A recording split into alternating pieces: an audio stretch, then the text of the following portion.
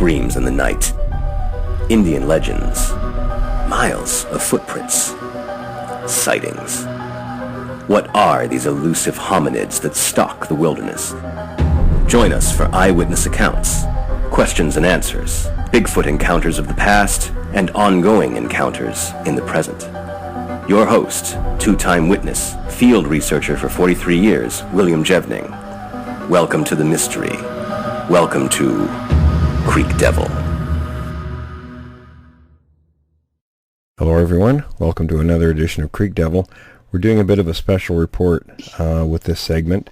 Jeremiah, of course, was on recently and also did the Q&A recently also with us. But as per situation that's ongoing, like the one he has, we'd like to do updates as things happen, and there's been quite a bit of activity there. So Jeremiah, I guess first of all, just do a quick recap of sort of what's been going on. So, you know, when things started, and just kind of just the highlights of what's going on, and then tell us what's happened since we talked to you last. Sure. As you guys know, when we came down here from the Adirondacks, I hadn't been out, and I was dying to do some research, and I had heard about, all the sightings down here. It's a very active area, and, very close to the house. I found a very interesting area, which right away kind of made sense to me. It looked like a corridor, that they would use. To kind of sum it up, my wife and I ended up, one day finding some nice tracks down there.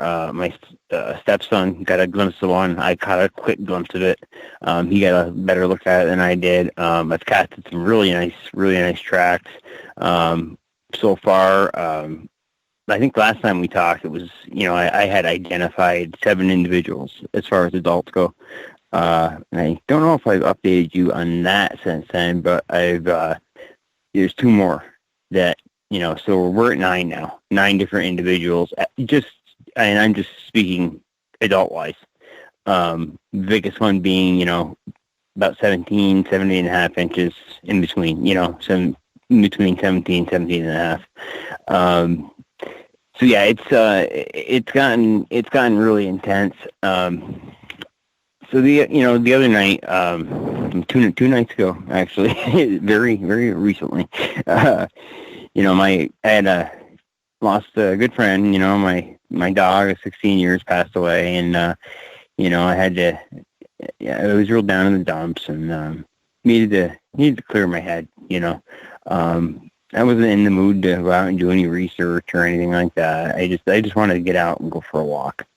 As you guys know, it's that trestle area I'm referring to that, I know now they use that as a corridor to get from their hunting area to their bedding area, back and forth.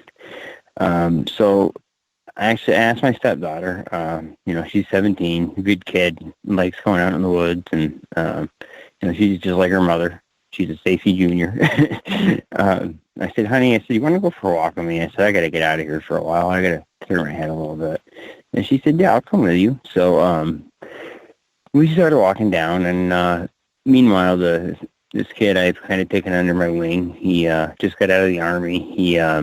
He's been doing a little bit of research with me. He had an experience when he was younger that he's looking for answers like I was at one time. So I've kind of mentoring him a little bit, He said, well, hey, we'll meet you down there, and, we'll just sit in the trestle and relax, see if maybe we'll hear something, So yeah, that's cool. I didn't think anything of it, Well, it was about, God, I think I texted you about 11:30 my time. So it was about 10 o'clock when we got down there. We're sitting there under the trestle, and just talking, kind of relaxing, and to the left, we hear a crunch, something on 2 feet for sure, heavy steps, and it stopped. And I said, okay. I said, maybe things are going to might get kind of hanky tonight. So then I hear something on the right-hand side, on the, on the other side. So picture what we had just heard on our left. I heard something along the game trail that you would take to the hunting area. So I said, guys, sit here a second. I'm going to go over there and check that out. So I go over there and I kneel down, find some brush, and lo and behold, I hear something walking around, coming closer to us. And he had a little blue tick hound with him, which I told him, I said, God, what'd you bring her for? She could become a lunch real quick. Things turn sideways. Probably a little puppy, But didn't she come running over? And she stood there next to me and just stared right into the brush.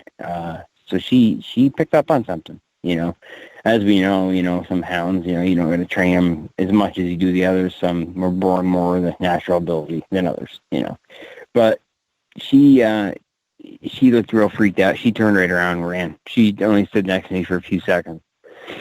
So I said, okay, this might get interesting. So I walk back over and I get back under the bridge with, the girls and, and my research partner, the young guy. His name's Jeremiah, too. It's funny enough.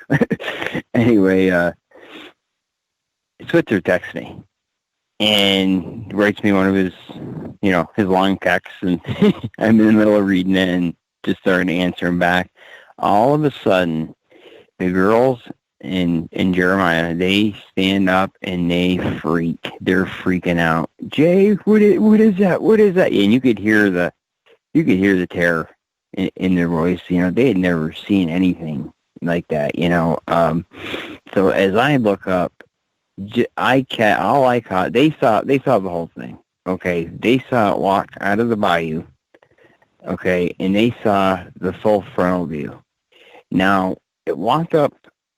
When I saw it, it was halfway up the hill. Now, it was on a round, as I was telling you, Tom, it was on the angle it was at was around the rounding of the hill. So, from where I was and I say he, because it was a male for sure, I could only see from the torso up.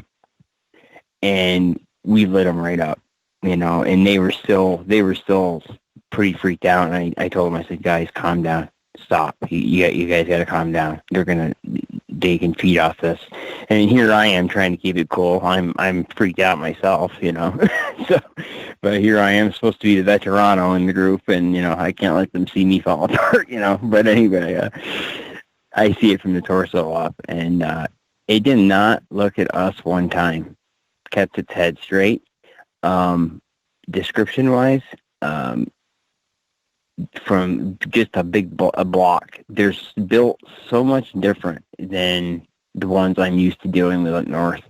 A lot blockier, more compact, if you will, if that's the right term, Like I said, we had him lit right up, and to me, it could have been a trick of the light, along with, it being so pitch black out, almost like gray. Then again, it could have been also a light brown. Who knows? It was lighter. I can tell you this much: it wasn't black and it wasn't dark brown. It was a lighter color. Whatever it was a lighter color. No sagittal crest on the head. It was more of a rounded type head. It had an underbite. Very square jaw, but some people kind of like me. I have a big chin, and a little bit of an underbite, and yeah, he had an underbite, and the shoulders were just like cannonballs, like absolute cannonballs, and it just didn't pay us any mind whatsoever. It was unreal. Got to the top of the hill and just kind of faded into the darkness, and what it did, the girls ended up seeing it again because I caught something out of my eye from the other side again. So as I'm over there, I hear them say, "Oh my God, there it is again." They said it popped up one more time, took a peek at him, and then it was gone again. Now, right before that had happened, we're under that trestle, and I thought I caught some shine on the other side of the river where we had seen this male. But this was down right near the bank of the river, right near this cypress. All I saw was just a quick set of eyes, and that was it. But I think, again, I think that with that one as well, just sat there and watched us. Now, the question I kept asking myself, okay, is that the one that I was hearing to my, when I went and sat by that game trail, or was it another one? Yeah, I guess technically, the thing could have made it across that river without me knowing about it, of course. But I'm thinking it was another one altogether. That's just my opinion. I think it was not a different one altogether. So we're talking, 3 at least. And just as, at that point, here's something I didn't know. This kid, Jeremiah, his girlfriend is 2.5 months pregnant. So, question being, could these things smell the pheromones that she's putting off? Because, when women are pregnant, they put off a different, if I'm not mistaken, correct me if I'm wrong, you guys, but don't they put off a different scent, I'd imagine, especially to, something like that, which kind of made me nervous a little bit, so I kind of decided it was, time to, and I didn't go, we were just going down there to chill. I didn't go prepared, if you know what I mean. So that which was stupid on my behalf. I know better than that. So that made me even more nervous. So it was time to go. Right before we're about to leave, he said he could hear something else to the left of him again. And so there could have been even more than 3. I think what happened was we caught them right at that right time when they were going from their bedding area to their hunting area. They use that as a corridor, that trestle area. That's their highway. They don't have to show themselves. Well, they show themselves to us, but but there would have been. Here's the deal: unless he was checking us out, there was no reason for him to climb that hill, because he would have had to go the other way to get where they were going, to go with my theory. So I think what happened is we got there, they were on their way to go do a hunt.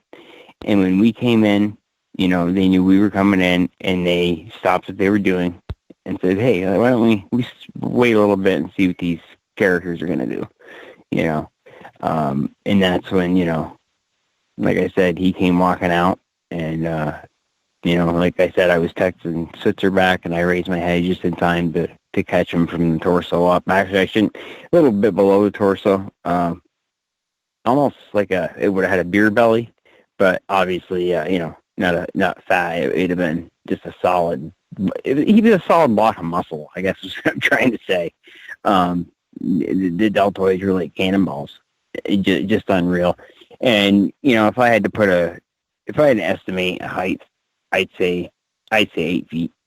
This was a big one. Especially, people don't realize how big 8 feet is anyway. But especially for down here, that's pretty gargantuan. I'd say 800 pounds. Very big boy. Very big boy. I did go back the next day, check things out, and I did take some film that I will send you guys.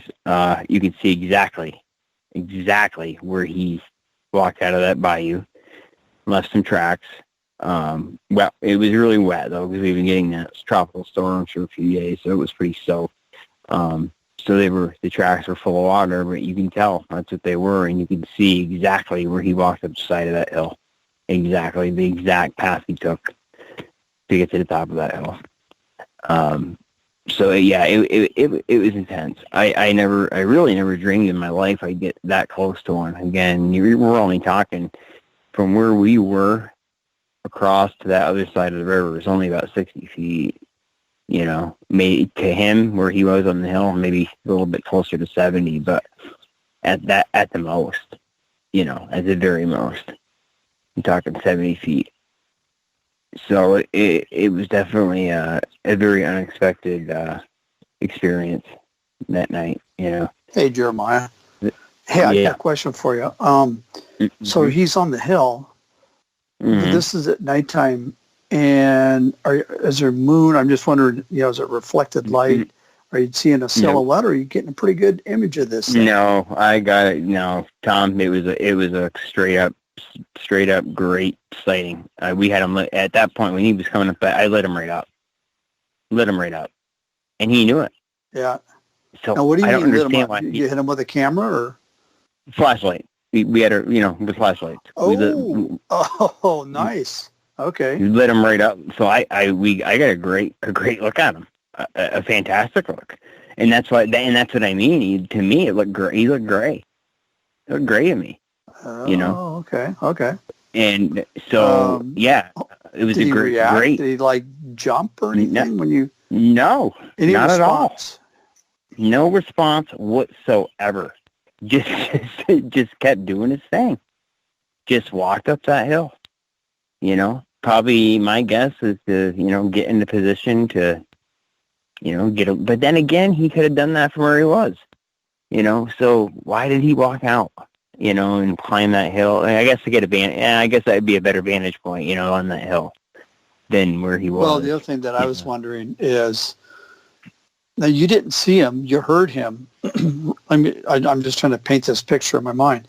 Mm-hmm. So you didn't see him, but you knew he was there, right? Or did you kind of see him and then you really got a good look at him when you hit him with the flashlight? Or was when they started going crazy, as soon as I knew something, something in my, you know, something, Jay, what's that? What is he? What is he? What is that? What is that? I knew what was going on, so I immediately hit that light, put my phone down, and I put the light right on, and lit him right up. Yeah. How many lumens, if I can ask? It's one of those, you know, it's one of those tack lights, the special ops lights, that you see on the on those cheap infomercials at 4 a.m. Right. Okay, so as far as lumens, Tom, I'm not sure. It's a bright light. Yeah, it's a pretty. Bright. That's all I care. It's bright. Yeah. No. Yeah. It's a bright light. They got the strobe feature. I need to get one. Yeah, I mean, hey, it did the trick. And plus, like, you know, I had my headlamp as well too, and I had that on full bore, so we had them lit right up. Nice. Lit right up. I wanted to make sure I kept eyes on them. You know. But then again, you know, like you've always told me, well, it's like not only that one you got to worry about, it's the others as well, you know. Well, that's kind of where I was going with this, because, you know, he just is walking up the hill. It almost sounds like he's nonchalant, and like doing a display, like doing a distraction, while the other ones are, I don't know, they got you under observation. Who knows what their motives are, but right. And see, so maybe that, you know, that's a good point. Maybe that is when that other. Okay, well, here's the other thing. The other one, he didn't. I don't know. He, she, whatever. The one I was hearing when that little hound came over next to me.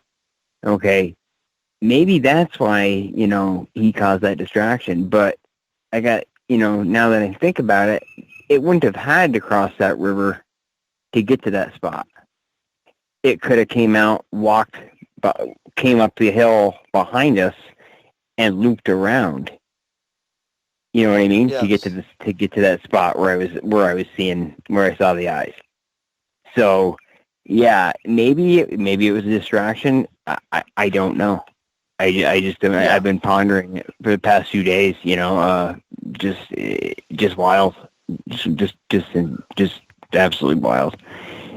You know, that's where we would all love to have aerial view, you know, an overhead view of what's going on. How many are there and what are they up to? Unfortunately, we're not going to get that, but it would be nice. Yeah. You know, it just wild. I mean, like I said, I think it was, you know, like I said, it definitely wasn't black, definitely wasn't a dark brown or a dark red. It was something light, something lighter. Hey, Jeremiah. Yeah. You sent us some audio, and I haven't had a chance to listen to it yet because I got off work and raced home, but Tom's listened to it, and of course I will after we're done. Tell us how you got that, and, you know, describe everything from start to finish and what it sounded like. Well, I put that, it's the recorder we use. We leave it. I left that down at the night that had been down there a couple days. I left it down at the hunting area, where I call the hunting area, you know. Stuck it under some wood in a bag. Don Gate told me a little trick to use. Put it in a bag with some rice, you know, kind of keep it dry because we have been getting a lot of rain. And it sounds, God, it's hard.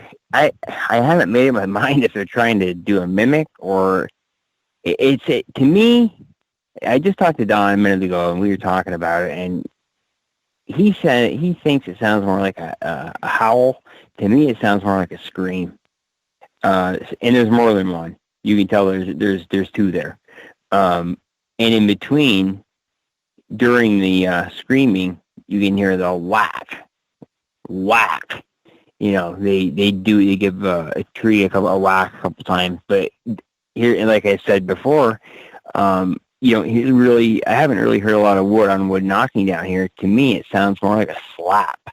So maybe rock on rock or rock on something else. I don't know, but it's darn loud. It's darn loud. It's pretty, to me, it's pretty impressive. It's like, you know, Don had one years back, and I'm sure you remember, and that's what we kind of compared it to, except the one he had sounded more like coyotes. This, to me, does not sound coyote-ish one bit. Not at all. I mean, in North Carolina, we do have red wolves here, but they're very, very rare. Extremely rare.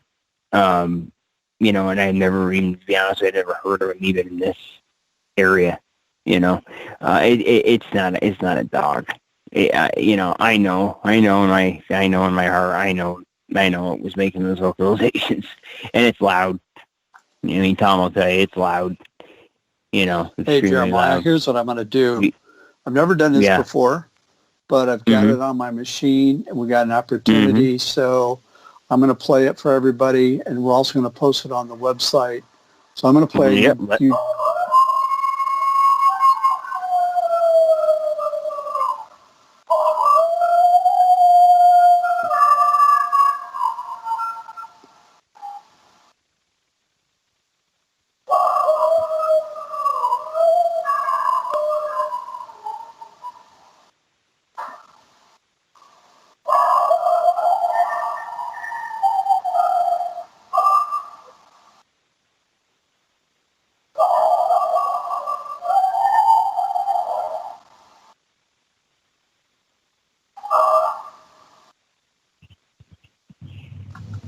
Okay, so it resembles a coyote.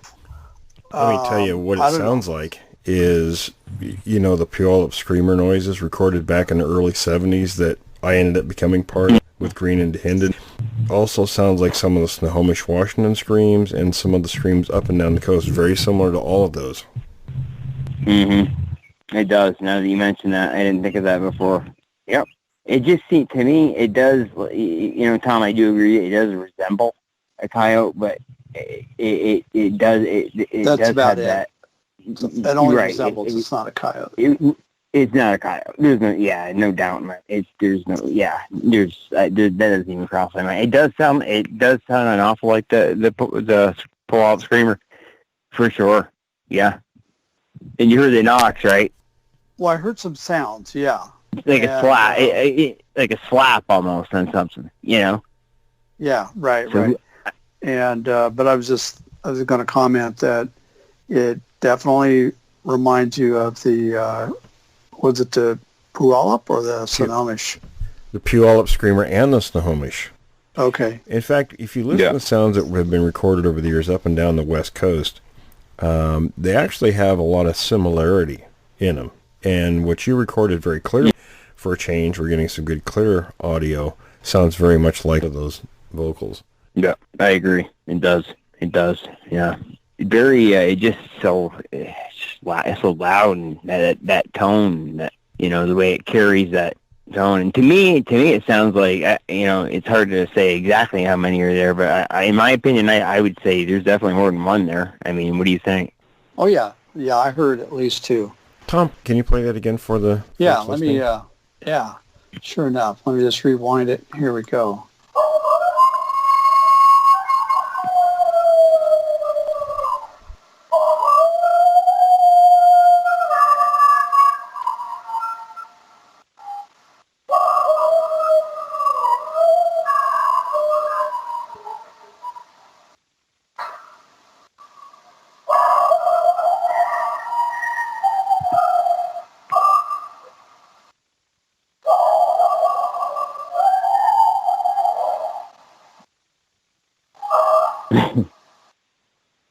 Okay, so right at the end, you can kind of hear like a bark. Yeah, kind of a.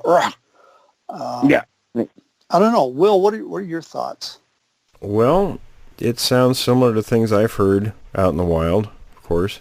Mm-hmm. And I mentioned just a moment ago, you know, it sounds a lot like some of the other recordings from other folks up and down the coast here. You know, and that's what I find interesting is the fact that, you know, Jeremiah's on the East Coast, and there's a consistency. It doesn't matter whether it's the not species, but the variety on the East Coast versus the West Coast. You know, and even the stuff that I've heard, I haven't heard anything quite like that, except at the very end. Mm-hmm. But the piercing, the volume, you know, the power behind it is what really struck me. How far away do you think it was? That's a good question. Good question. I couldn't even begin to fathom, because like I said, you know, it was down there all night. I wasn't there during the you know what I mean, during the vocalization. The recorder was down there. So you just left a recorder? You left you left your recorder out overnight. Yes. Okay, gotcha. So that's like I have no idea. I have no clue. But you know, I am gonna go down there tonight and, you know, scope around a little bit and see what I can scrounge up and see if I can pick up anything again. You know, I got to bring it back down anyway. Leave it again. But yeah, so that next night, you know, I went back down there and I sent you guys those pictures, and there's that video. I don't know if you get a chance to watch the video, Tom or Will, you're one of the, you know, you can see the eyes, and you can actually hear vocalizations. I saw the picture. Okay, I didn't send you the video. I saw the picture, but I didn't get the video. Or let me double check my email. Okay, so well, I need to send that to you. No, I haven't seen it. Okay, right. Okay, I need to get that to you then, because there's you can hear vocals during that too, and you can hear, if you listen carefully. Now, and here's the thing: it could be from that little episode right there. So I was at the trestle, but the recorder was at the hunting area. So that could have been going on while I was at the trestle taking that video, and I picked up. You can hear some screaming like that on the video with the eyes. All right, so let me just back up for a second. So you're running the recorder. Potentially, the recorder is picking up the audio while you're also recording you took a really good snapshot of those eyes. You crazy, right? Absolutely nothing. So did I get everything? Did I get that right? Yeah, exactly. It's right on the money. Okay. Yeah. You caught a recording. Well, another one was taking the recording. I mean, I can't say for sure that it's the same incident, the same time frame, but I mean, there's always a chance, right? You know, and you know, you can hear a little bit of. There's another weird in that video. There's some other weird vocalizations too, almost like a guttural. I don't want to say growl. I want to say like a almost like a motorized. Darren made a comment to me about it. He's like, that was extremely strange. That one vocalization. You'll have to listen to it and know what I mean to know what I'm saying. It's very almost like I want to not a hum like a but like a gurgling hum almost like a gurgling motorized hum. It's the weirdest thing. You know, it's just the weirdest thing. Did you catch that one on? Did you record that one as well? Or? Yeah, sure did. Oh, okay. Yeah, definitely need to send that to us. Yeah. Oh, yeah, I will. It's all on that, like I said, it's all on that, I thought I could have sworn I emailed it to you. Because I tried to email you the video, but the file was too big, or I tried to text you the video, file was too big, so I had to email it to you guys. I sent it to both of you guys at the same time, I thought. But I sent it to the Will's email. And I can check right now. Actually, I'll double check. And hey, Jeremiah, if it's too big, after the recording, you and I'll talk, and we have a way to get larger files to us. So we'll walk through that. And I got to say also, well, right now, all day today, we're in the midst of we got a thunderstorm. It just keeps circulating around and comes in and hammers us, leaves for a little bit, comes in and hammers, and right now we're getting hammered again. So that could interfere with that as well. For sure, yeah. Like I said, we got it last night too. It's been pretty wet down here, so maybe that might have had something to do with it as well. And Darren noticed in the video with the white. The fluorescent white, and Don mentioned years ago that he caught some, when he was in Florida one year, he caught some white eye shine. But in this video, if you look carefully, you can see like a bluish tint to it too, but at the same time it's white, if that makes sense. The whole thing's blowing my mind, the whole eye thing. Well, let me just say that we have another guy who we talk to frequently who's told us that the eye shine that he's seen was the bluish white, and he's seen a lot of them at any given point. Good. And by the way, folks, no, you're not the only one. I just want to let our audience know that we're going to be posting the pictures and the video on creekdevil.com.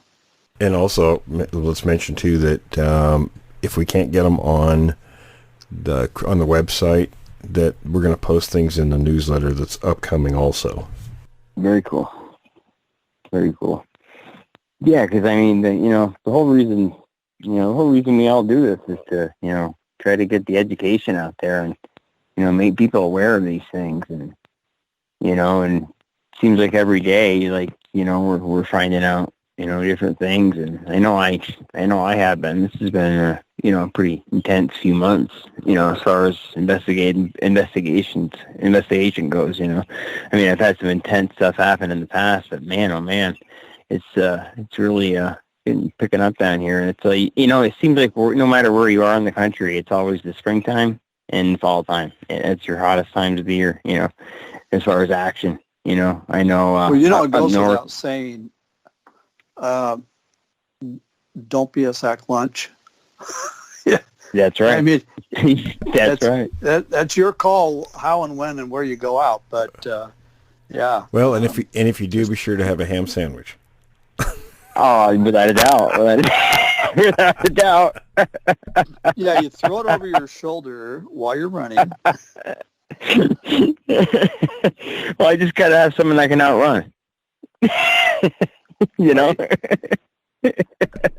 I have something with me I can outrun. You throw the sandwich on the ground, you can outrun it, and there you go. There we go. That works. just don't be the ham sandwich. Exactly. It's definitely not the way I want to go out. I'll tell you that much. But yeah, definitely getting pretty intense. That's for sure. That's for sure. And I know, it seems like, and again, the other night, with the sighting, I had two women with me, and it seems like they're much more, relaxed when there's women around. You know what I mean? So that I found. I mean, I'm sure you guys will agree. I mean, I think I don't know what it is. If they feel, they look at him as maybe less of a threat. And plus, like I told you, I didn't have any, which is, and this part was stupid of me. Even though, we weren't going to do any research or anything, I still should have brought something with me, but I didn't. It was stupid of me. I know better than that, But, like I said, having two girls with me, maybe relax them a little bit more. I don't know. I know whenever Stacy's with me, they always seem more chilled out. Even up there when we were up north, it was like that as well. Always more relaxed when I had her with me. So I've heard a lot. Well, I wonder. People. Yeah, I wonder if they can pick up on posture and intentions or that sort of thing. You never know. Well, I think so. I mean, you and I talked about that last night, last night when we talked. I mean, I think so. I mean, I think they can pick up on your intentions for sure. Definitely. I think like we all know when the second you walk in there, they know you're there. And anyone that doesn't think so is out of their mind. I've heard people say, "Oh, I got a perfect place to camouflage myself from these things." No, you don't. No, you don't. We interviewed a guy, about a year ago, and that was a comment he made. I found a perfect place to hide from these things. And I felt, I'm not going to call, be rude to any guest on the show, but I'm like thinking to myself, no, you don't. They know you're there. But yeah, it's definitely gotten pretty intense for sure. Well, absolutely. And I just find it interesting that my gosh, you got video, you've got audio, and you got pictures. So you've got a very, very active area out there. It's extremely active. Yeah, it's even my area up there was my area. Will can tell you. I mean, my area up there was great. I mean, but I think this is a little more active, and they're different too. They're a lot different in every way, shape, and form. As far as looks goes, as far as attitude, as far as just everything. Even God, it's just everything about them is different than the ones up in the north. So you said they're kind of stockier and blockier. Yes. And you don't see the sagittal crest, so you don't know. Let me ask you this: do you think the sagittal crest? Are they born with that, or does it come with age, or do you not know? Any thoughts? Depending on the type, I think probably a birth thing. But then again, when you think about it, I mean, look at babies when they're born, human being, babies, their heads are always a little bit different, and they change as they get older. So it's hard to say. It's a toughie. Hey, Jeremiah. Yeah. Compare, if you would, the area you used to live in Upper New York in the Adirondacks with the creatures there versus where you are now in you're in North Carolina, right? Yes. Well, first of all, up there they're bigger. There's no doubt in that they're bigger. As far as vocalizations go, down here I get a lot more of the high pitch stuff. Whereas up there it was a lot of the deeper, the bellowing, yelling, deeper stuff.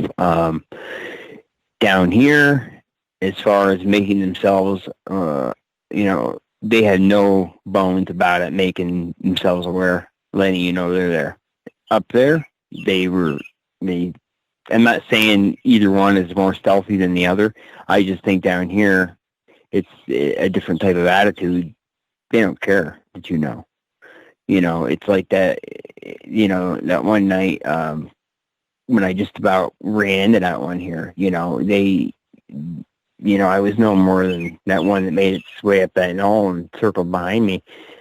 When I turned around and took that step, he was no more than 20, 30 feet away, and we scared the ever-living heck right out of each other. And, you know, they had no problem letting me know they were there, whereas up north, they would have snuck up on me nice and quiet, and I wouldn't have heard them.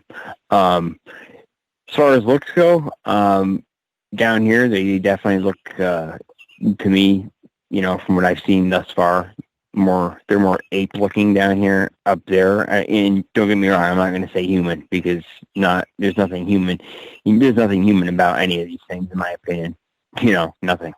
Up there, they kind of resemble more like a cross between an ape and maybe like a relic hominid, you know, type deal. Just different. But down here, they're definitely more apish. And the tracks as well. You know, I get that really good example of that with that one footprint that I sent you guys with that splayed toe.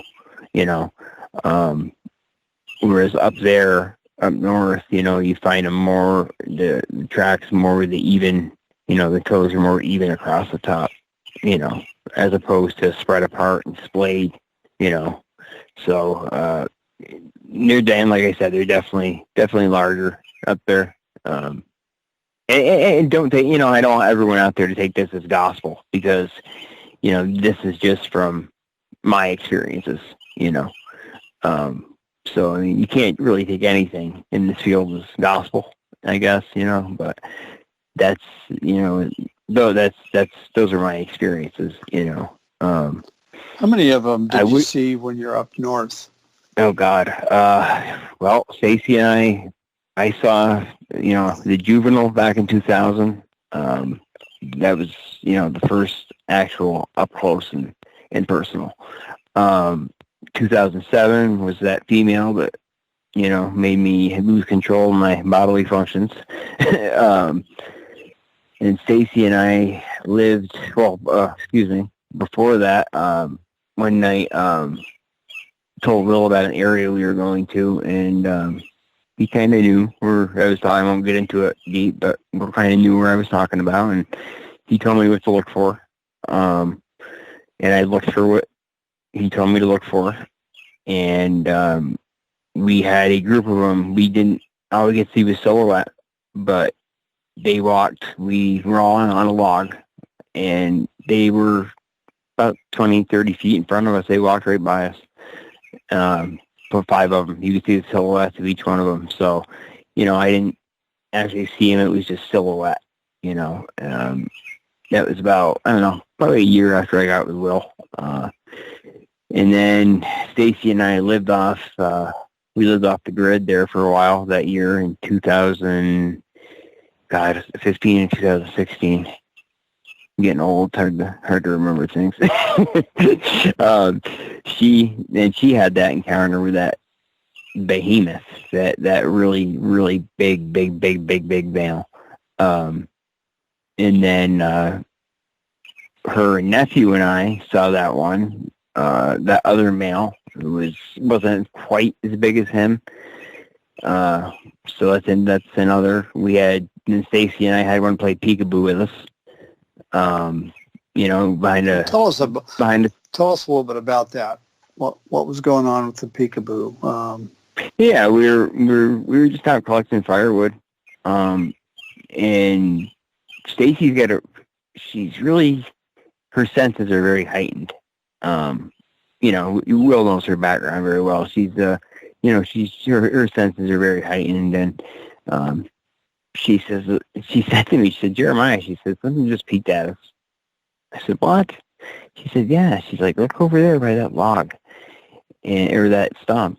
And I look, and we're right on the logging road. And I look, and there he is. He or she or whatever. And it was small. The one I saw in 2000 was a good sized juvenile. You know, a couple 100 pounds. But this one was small, extremely small. And poked his head out about 5 times, back and forth, peek at us, hide again, peek at us, go back behind, and then he took off. He or she or whatever it was. It's very small. So this is very, very. So we're talking like the tree, you know, what people talk about, the typical tree peeking, pops back and back and forth, looks at you, you look at it. Absolutely. Yep. But it wasn't. So do you get a sense of malevolence or curiosity, or is it? What are your thoughts when this is going on? Well, I've had a mixed. Oh God, I guess Okay, I'll start with Stacy. Her encounter with that male. I mean, she describes she didn't feel any aggression towards him whatsoever. She just described it as he was observing her, she was observing him. That was that. Now, when I encountered that female back in the day, that was scary. And if I had done anything to make her feel threatened, I was a dead man. And, a lot of people will say, oh, she wouldn't hurt you. She was just trying to scare you. No. If I had tried something, I wouldn't be here talking to you right now. That's for sure. And, as far as that, that little juvenile, that was, I didn't feel there was, no malevolence there. It was just I think that one, I was just curious, kind of just wondering but I'm sure Mama was close, because the next day we did see the tracks, and we would see these tracks often, and I almost had kind of like, and I think I sent you guys this picture, Will, I think I know you've seen it. She had almost like a deformed foot. And I had seen her, I had seen that track for years, and, she would come out of the woods at night, and, she would cross the logging road near our camper, and she had a couple little ones, because we would find their tracks the next day. And I personally believe that the one that was playing peekaboo, Stacy and I, was one of hers, because the next day we did find her tracks. We found, her one foot was fine, and the other one is kind of deformed almost. So I think that was one of hers. Really extremely small, much smaller than the juvenile that I saw back in 2000. Much smaller, maybe 3 feet, 4, 3 and a half. Little one, yeah. Tiny. So you're sitting. Tiny. Well, let me back up for a second. Mm-hmm. Are you not expecting this? Are you just sitting there and all of a sudden, hey, what is that? Or how did this come about? Were you looking for Sasquatch, or were you just out? No. And all of a sudden you see this thing. Just collecting firewood for the night. Just collecting wood. Yeah, we were having a few people over, have a couple drinks, and took a walk down the logging road together, and just collecting some wood. And she noticed it first, and there it was behind that stump, and just kept peeking out at us, and it must have got tired of playing with us, 'cause it took off into the brush. And that I told Will the encounter that her brother and I had with that other male, not as big as the one she saw, but he was good size.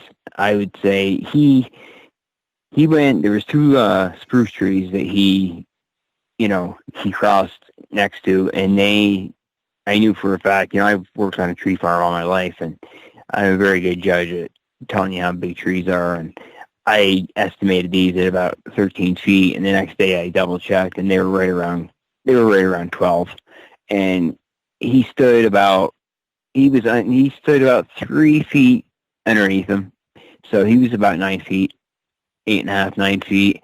He was jet black.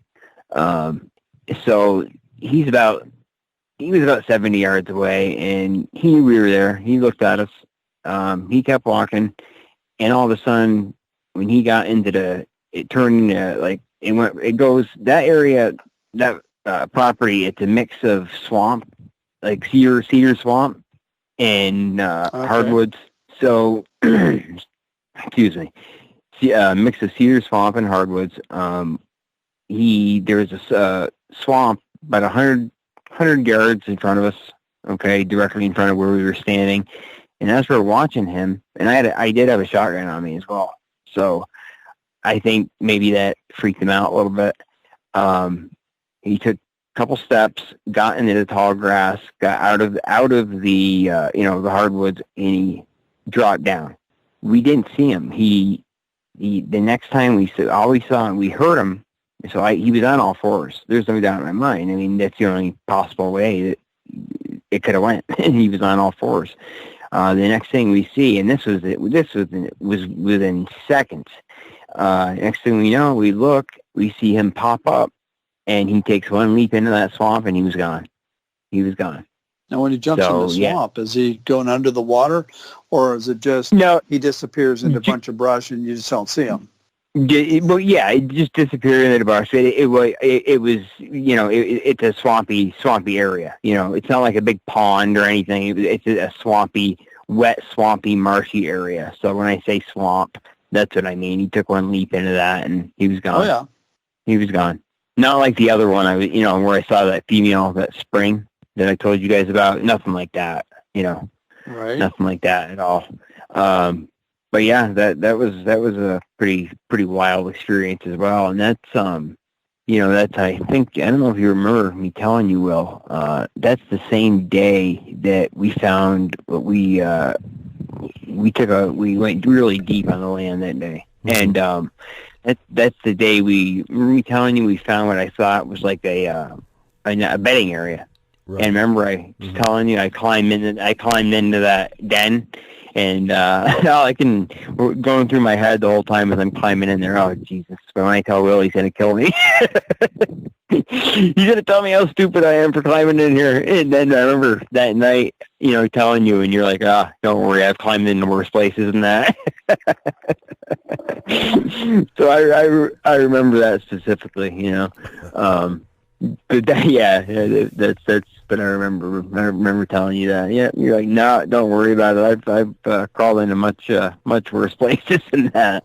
Oh, but that was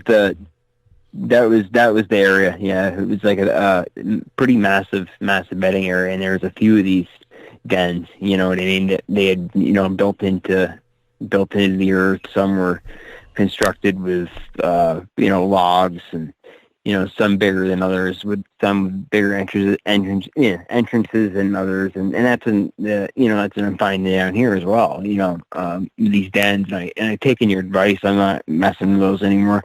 When I first got down here, I would go into them and check them out, and but I'm not sure if it's a good idea to be messing around inside where they're bedding down. It could. Could turn into a bad situation, Typically, you want to stay away from bedding areas. Yep. And they build, and the thing is, what I noticed down here, that one we had up there on the property, and my sister has similar ones on her piece of the family land as well, but they're more out they're a lot easier access than the ones I found down here. The ones down here build them within the briars and the burnweed and vines, and they're just about impossible to get into. I'd have to fight. I caught a wicked case of burnweed climbing in the first week I was investigating the spot. And I think they do it on purpose. Make them inaccessible. Why wouldn't you? And then, I noticed they love hanging out in, and I was telling you guys before, that one night, when they followed me out one night, they weren't too happy I was there because I think I interrupted a hog hunt. They were right on, there was some big hog tracks. One of them, must have went, the size of the track, he must have went 350 pounds. And they were right on top, two of them were right on top of him. And I'm sure he met his demise, and those were actually the two that I had never seen before, the two tracks I had never seen before. So those are two new ones to me. but they like hanging out, and what it is, it's you have like it's a vantage point that almost like a tiny little ridge, and you look down into it, and it's a big mud hole, huge, and depending on how wet or dry it is, it can either fill up with water or just stay as mud, or if it gets hot, it dries right out. But it's covered in cypress stumps, covered in them, and I always count on finding tracks in there, always. Yeah, always. And it's always, there's always deer tracks, hog tracks. Makes me wonder if they run them in there on purpose, because it's very hard to get out of the way, the location it's at. You've got the ridge, the ridge around it. It's like a circular area. You know what I mean? And it's covered, inside of it's covered with cypress stumps and all sorts of other vegetation. So I think they run them in there, and once they get them in there, others will ambush them, and I think that's where they all meet their end as far as the deer and the hogs go. We found that bone in there. To me, I think I sent you pictures of that as well, but it's a hog leg bone, and to get the break that was in this bone, it would have had to have been snapped, in my opinion. Anyway, I mean, yeah, Jeremiah, that's exact. You answered my question, but even before I got to ask it, was if they're running them into this area, have you seen bones? And so you've seen the hog bones. Yes. What about skulls? Have you seen anything in the way of deer skulls, hog skulls, or any kind of? Not yet. Just bones. Leg bones that with the one being broken. But you know what I have found a lot of, and I think we're up to like I think 12, 13 of them now. Are turtle shells that they're all broken from the stomach plate. They're all snapped at the stomach plate, right? And cleaned right out. Now I can see one or two, okay, coincidence, they died on their own, rotted out. But these were fairly, fresh, and, all broken the same way around, in the stomach area. Mm-hmm. So they've got, right. I think they're eating them. I mean, we know they're gluttons and they'll eat just about anything, so why wouldn't you eat a turtle, Yeah. When how many calories do you have to burn? Well, the turtles, you scrap them. They're on a stump or they're on a log. Exactly. Are the shells busted? Are they? I guess when you look at it, what evidence is that they've scooped something out and eaten it? Okay, because the backside of the shell is all in one piece, but the belly part of it, how they have the plate on the belly as well. That half of that is always ripped off. Okay. You know what I mean? It's always. I can actually send you a picture after we get off the phone, an example of how they do it. And we collect. And we'll them post that on the website as well. Yeah, and I've asked people that know a lot about amphibians and stuff like that, and they found it very, very interesting. So. I know they must be eating them. Why wouldn't you? I would. Why wouldn't if you got? Well, the other thing, sure. I think they're very opportunistic. They're omnivores, yeah. Right? But the real question is, how common is it to find turtle shells like that? I've never seen turtle shells out in the wild. And I hadn't either until I got down here. No, these were my first. I found the first one I found was the first day I explored that area. I found the first one. Stacy actually found it. Stacy found it. Yeah, it was a pretty decent sized one too. Not a snapper or anything, but just a regular old turtle. She found it, and it's that belly plate was snapped. And they're not easy to break. So. I don't know if they're doing it, Of course not. Yeah, so I don't know if they're doing it with it doesn't seem to me as if they're smashing it with a rock or anything, because it's always in just two pieces. Half of it will still be there and the other half will be ripped off. So, you know, they're breaking them open, you know, and eating turtle, you know, and you know why wouldn't you? Oh, you yeah. know, Fellas, I hate to say it, but we're out of time. I know. I figured we were getting close. Jeremiah, since there's so much going on, we'll just leave this open, and you know, as happen, we'll have you on to do more updates, so everyone should be paying close attention to what's going on there. Yeah, well, that sounds great, and you know, I'd like to have you. I don't know what you gentlemen are doing a week from tomorrow, but maybe we can talk about you know, coming back on my show as well too with your friend there, Sure. the three of you. You bet. If you guys are down for it. Tom, anything final before we wrap it up? Yeah, I just want to say, Jeremiah, it's always interesting to hear from you. And the video, the pictures, and the audio, we're gonna post all that on our website. Unless the video is too large, you know, sometimes there's restrictions on just how much you can get on there. But yeah, right. By all means, send it to us. And after the show here, I'll tell you how you can get it to us. Great. All right, Jeremiah. Thanks, buddy. We really appreciate you coming on and giving us the update. Absolutely. Always a pleasure, you guys. Always a pleasure. All right, everyone. We'll stay tuned for the next segment.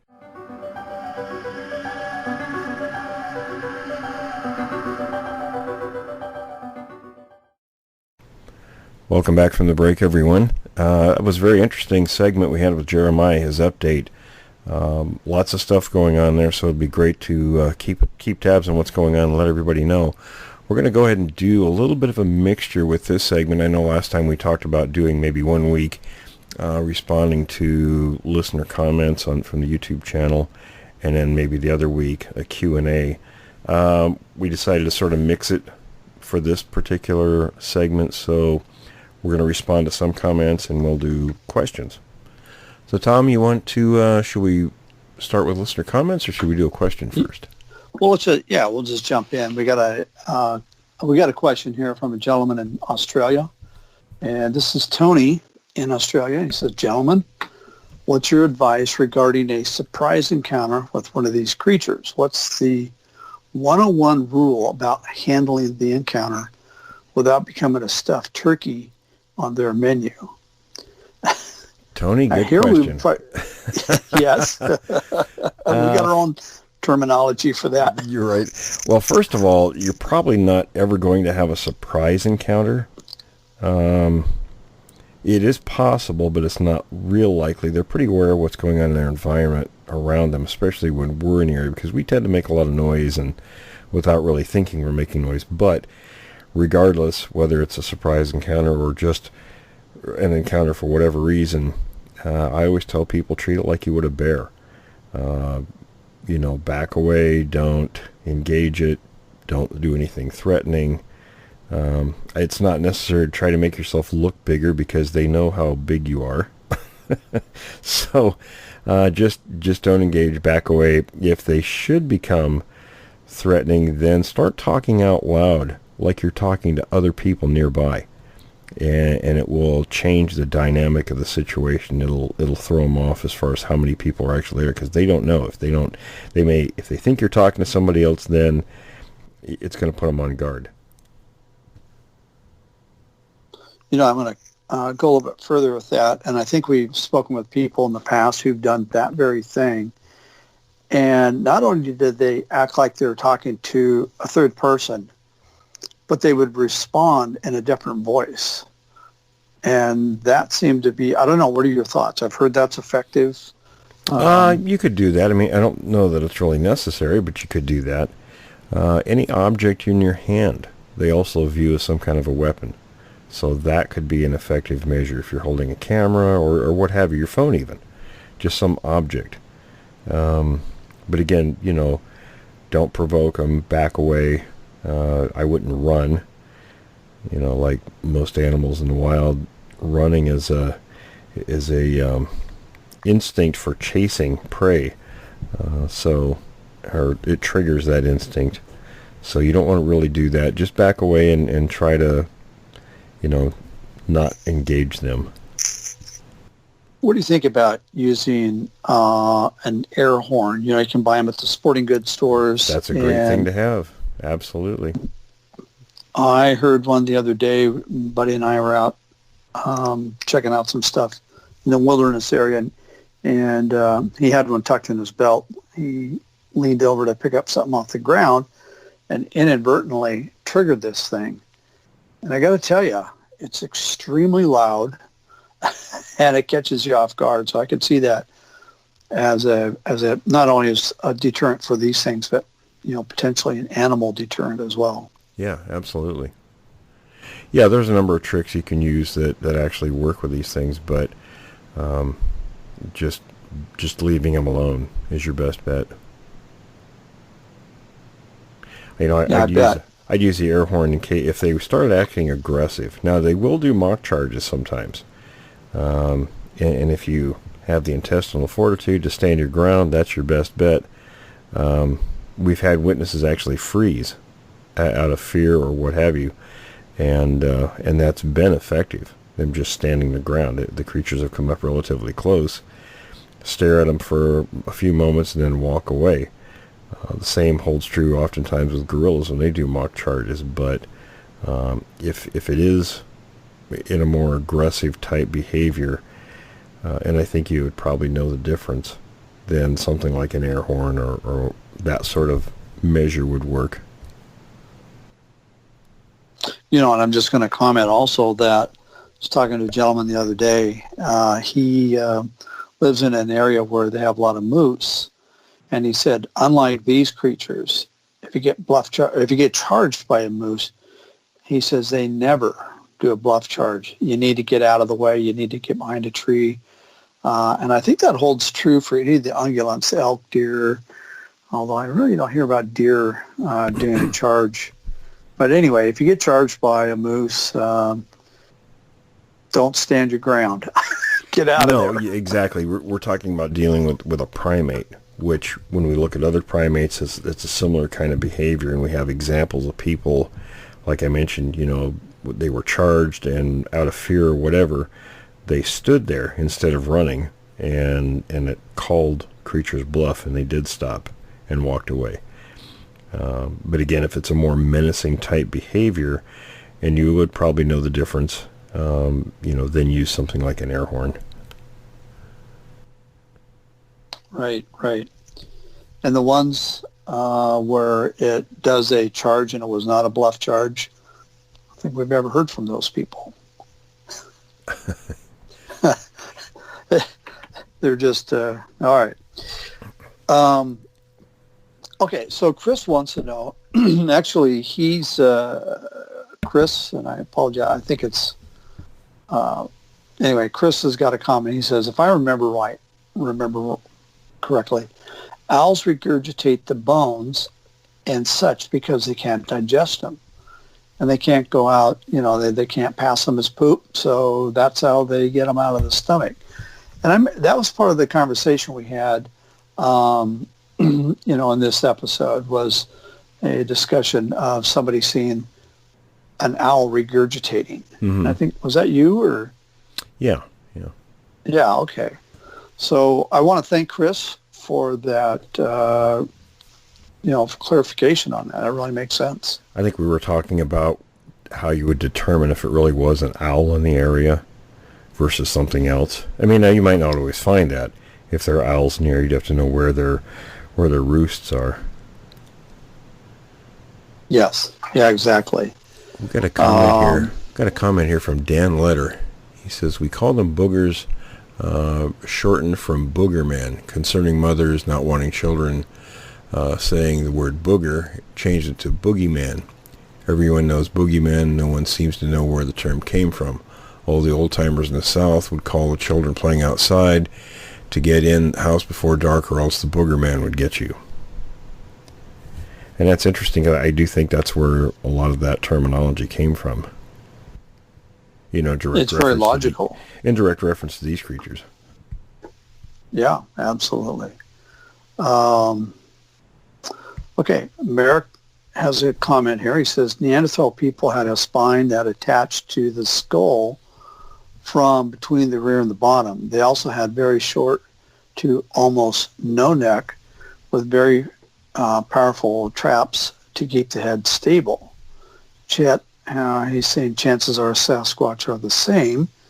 And what are your thoughts on that? I think there's some similarities. I have to remember we don't know a lot about the other hominids that existed simultaneous, to our species existing. There were at least 7 of them. And a lot of, even Neanderthals, there aren't a lot of bones. I can't remember if there were actually complete skeletons of Neanderthal or not offhand. But the other ones, there's going to be varying stages of development in those different species, but we just don't have, hardly any information on that. But it's very likely. I mean, there's, with the Sasquatch especially, we hear them talking about being on 4s very often, and if they had their spinal column, in a different position, they may not be able to do that. It's very hard for us to do it because of our position, where our spinal column comes into our skull. But if they're in a more intermediate stage of that kind of development, then it would account for that mode of behavior more often than what we could do. Oh, very interesting. And we've got a comment here from Ms. Jonesy's Garden. I hope I pronounced that right. The comment is the third eyelid is a transparent or translucent membrane that protects and moistens the eye without losing visibility. It's common in amphibs, we discussed that, and reptiles. Amongst primates, it's only functional in lemurs and lorises. In humans, the Pilica, hope I pronounced that right, semiluminaris, is remnant of the nictitating membrane. It's possible, ? So I'm sure I botched some of the pronunciation of those words, but I want to say that I find it fascinating that it is functional in lemurs and lorises. So 2 primates that do have that feature. Yeah, it's one of those things, again, that's unknown about the Sasquatch, whether they have that or not. Right. And I think Jeremiah's he's the only one that has, described that. And but he gets a lot of encounters with them, so very good. Okay, here we go. Rich wants to know. Siberian tiger, lion, or Sasquatch. Just curious to see what people think. Who would win? Well, we know the answer to that. Yeah, I don't know if I'd want to hazard a guess on that one. I tend to think that because Sasquatches are in groups and often hunt in groups, a singular animal like a tiger probably wouldn't hang around long. One-on-one they might, get engaged in a combat, but I sort of doubt that they would hang around an area where these things were. Yeah, I think in general, animals sense if they sense the presence of a Sasquatch, they're gonna leave. They're gonna vacate the area. Or they're gonna be very, very quiet. And especially something that can wield, grapefruit-sized rocks with a lot of force is probably not, and probably had experiences around these things. They probably know better than stick around them long. Yeah, exactly.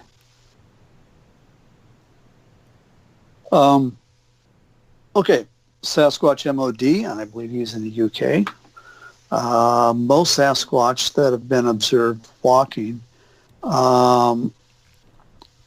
you can notice and observe that the base of the foot lifts up vertical in the walk posture, and with knees bent that never lock like us human beings.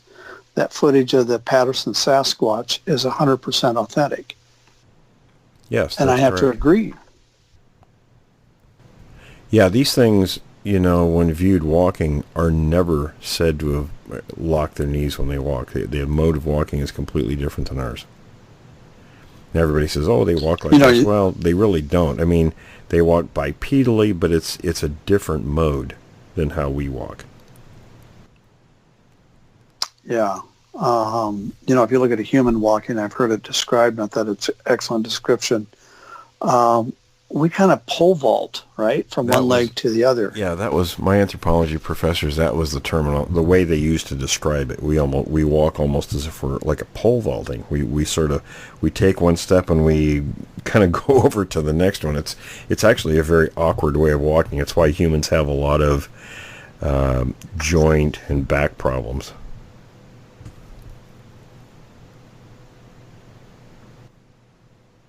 All right.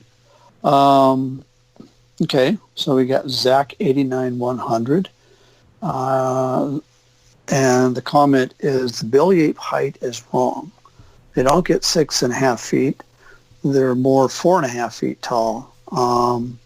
These accusations have been wrong for a while. Okay, so I guess if that's correct, then I stand corrected because I believe I was the one who said I had heard that they get up to 6.5 feet. So. Oh, no, we appreciate the information, though. Yeah, we do. Absolutely.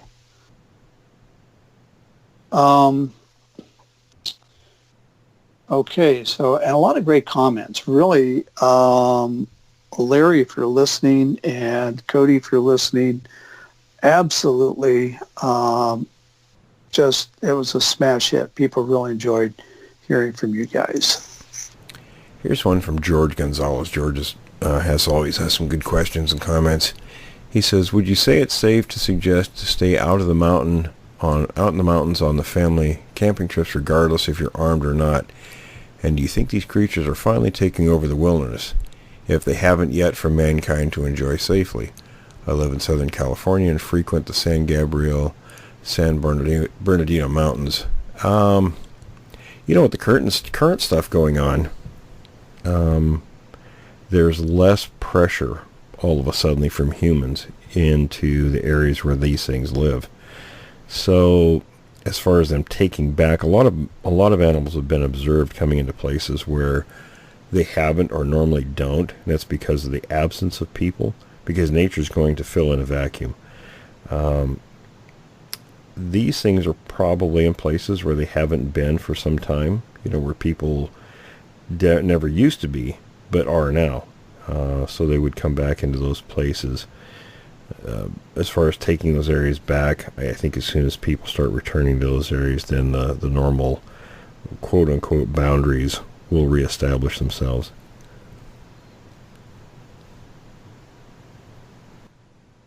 Right. And, we've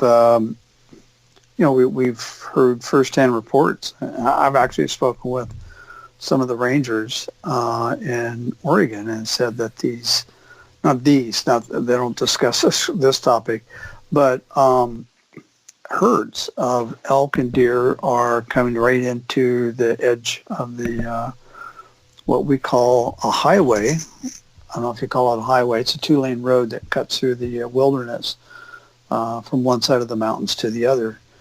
But that's really unusual. The elk and the deer and whatever else are always up in elevations. They're in locations. They're just not on the highways. Right. So I thought it was actually I kind of enjoyed that. It was very interesting. Jeff Patton has a great comment here, very interesting. He says, I can't understand how Bigfoot, whether it's primate or humanoid, could mistake a human making elk noises as opposed to a real elk call. That's a very good point. I would suppose it depends on the quality, but if you listen to things that people make in terms of calls, at least I can. You can tell the difference between the real thing. There's people in this subject that go out and have done things with bullhorns and all sorts of electronic means to, I guess the term is call blast, which I think is a silly thing to do, because it sounds artificial. And certainly the real creatures would recognize that immediately. Yeah, and if it sounds artificial to our ears, it really has to sound artificial to animals that live in the wilderness. Yeah, and these creatures. Yeah, these things aren't just stupid animals. Primates are very, very astute, very observant about their surroundings and the things in their surroundings. Things like an elk, that's completely different. They can be much more easily fooled than a primate could. But primates are tough to fool. Right. And so, yeah, I always got to get a kick out of the so-called call blasting, speakers. I don't think they're fooled for a minute. No, I don't think so. I think that came from, Gerald's experience, when he was doing the elk call. They may have known that was a person and came in on him. Something we didn't really talk with him about. And that happens sometimes. Things will happen. There's a lot of information on a situation, and then over time you think about particulars that maybe there are other explanations for. And that's something I've thought about on and off for some time, is that maybe they were well aware that that was a man and were not fooled at all by his elk call. And the only way he extricated himself out of the situation was that they came to believe that there were more people nearby than just him. And I'm sure when they came into that spot, they must have seen the other two guys with him initially. Yeah, it's an interesting point. Yeah, because I believe he's using he's trying to mimic a herd of cows and a submissive bull. Yeah, he was trying to get the elk moving, and then these five creatures surrounded him very quickly. So I almost suspect that that's what was going on. Now, after giving it a lot of thought, that they knew very well what they were coming in on. Yeah. And that was kind of an aha moment for Gerald. I think that was the moment. That was his experience, I think, when he really came to believe in these creatures. Yeah. Here's one that cracks me up. Data Quester says, "Love you, Will. You're like the guy that I can sit on his knee and just live it up as you talk. By the way, I'm 6'5". Probably look bad sitting on your knee." Yeah, I'm getting old, so I probably wouldn't hold somebody sitting on my knee that long. Oh man. Here's the guy. Michael is looking for a comment on the Freeman film, and let's see. Well, not Paul Freeman. Okay, he says, "I've never watched the Paul Freeman footage until just recently. For years, I've known about the Patterson-Gimlin film, but not the Freeman footage of Sasquatch." Okay, all right. So what do you guys make of this video? Do you find it credible or not? I personally don't know what to think, but to me it seems to line up when he raises his camera to see it. He's there just the right time when it crosses the road. Well, true evidence or hoax material? There's some issues with that. First of all, Freeman was an admitted hoaxer and was proven hoaxer a number of times. If you were gotten that close to one of these creatures and you see how he walks up and he's talking, and then this thing walks across the road or the trail that's there. And it would have known he was there. I mean, I think he was trying to recreate a Patterson-esque moment with that particular situation, but it just, to me, just doesn't hold up. The big problem I have with is when you see the creature walking, creature quote unquote, it bobs up and down, which means its knees are locking. It's a person in a suit. The walk is completely wrong. Yeah. And two other things, or one other thing that I found right off the bat was his reaction. Yeah. Felt contrived. It Yeah. did not seem authentic. Yeah, it was a setup. It was probably his son in the suit. right? And, you know, it's, I people who actually see these things, it's without exception, invariably, it's the underwear changing moment. And it's a moment of extreme anxiety. Yeah. Not, oh, gee, there it is. Look at that. Yeah, yeah, you wouldn't have that kind of a response. It would be, no matter, even guys like Bob Titmus and Renee DeHinden and John Green, those guys that saw many thousands of tracks, talked to, hundreds of people, were very deeply involved in all of this, and certainly would have had reason to expect to see one at any time when they were out in these places, would not have reacted like he did in that film. They would have had an underwear changing moment. It would have been very evident, so had it been on film. Right.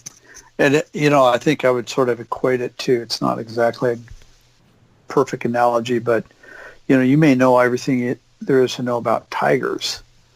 But if you're suddenly confronted by one, you're not going to go, I already know about that thing. Gee, look at it. I can tell you with my level of experience in this, if and having seen them on a couple of occasions and some other peripheral situations, it never changes. If one walked out in front of me today, I'm sure my language would get very colorful, quick, and loud.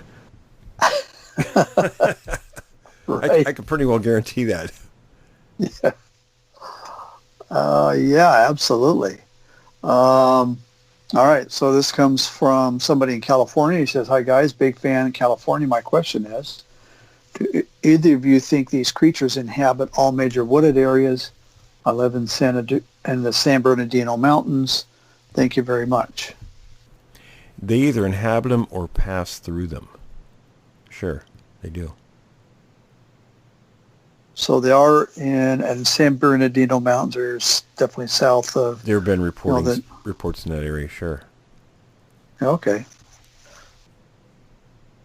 Well, that kind of brings up another question, because we have reported sightings in all the lower 48 states, right? Mm-hmm, right.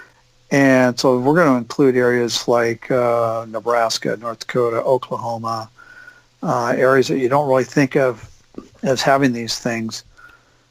The question is, and I'm sure I know the answer, but I'm going to ask it, for our audience. What would they, why would they be there? Why would they be in some of these places? Well, it's always about food. And now Oklahoma's actually had a lot of sightings, so that one I wouldn't include there. But I never really thought about Kansas or Nebraska until relatively recently. We had Steve Schilt and I'm trying to think of his name offhand. Sorry, guys. I had a long day today. I've been up since 3:30 this morning, so my recall isn't exactly there at the moment. So, but we had a couple of great guys, from those areas that had some very credible encounters. So, they do seem to be in places we would never think of. And I'm glad you mentioned it's about food, because it's about food. Yeah. Okay. If you see one... Follow the food. Yeah. What are they doing? They're looking for food. Well, that's interesting. If you see a deer or an elk, a bear or a mountain lion, what are they doing? Well, they're looking for food. Yeah. If you see anything in the wilderness, it's looking for food. Okay. You see crickets. Oh, they're looking for food. Yeah. Okay. So that's what they're looking for. Here's an interesting comment. Cricket Costco from episode 60 commented, the Sasquatch probably whistled for the dogs. Once they saw what it was, they booked it. There are places where it appears like they come along, where there are, say, a number of homes. I'm thinking of a couple different people we've interviewed that were in a situation like this, where there was a tree line and forest behind a line of homes, and some of those folks had dogs, and I think when they come through, sometimes they probe to see if there are dogs and where they are, so if they're trying to come in and, get an easy meal, say, dog or cat food or what have you, they're going to try it. They're going to test the water, so to speak, and see where the animals are. They're going to make noise, maybe rouse the humans. Oh, okay. And again, dogs, almost without exception, are absolutely terrified of these things. Yes, absolutely. Okay, got another one here. This is from Michael. Michael wants to know, why is it that Sasquatch seems to have no clearly defined neck? And I like that question. What is it about their bone or muscular structure that makes them seem this way?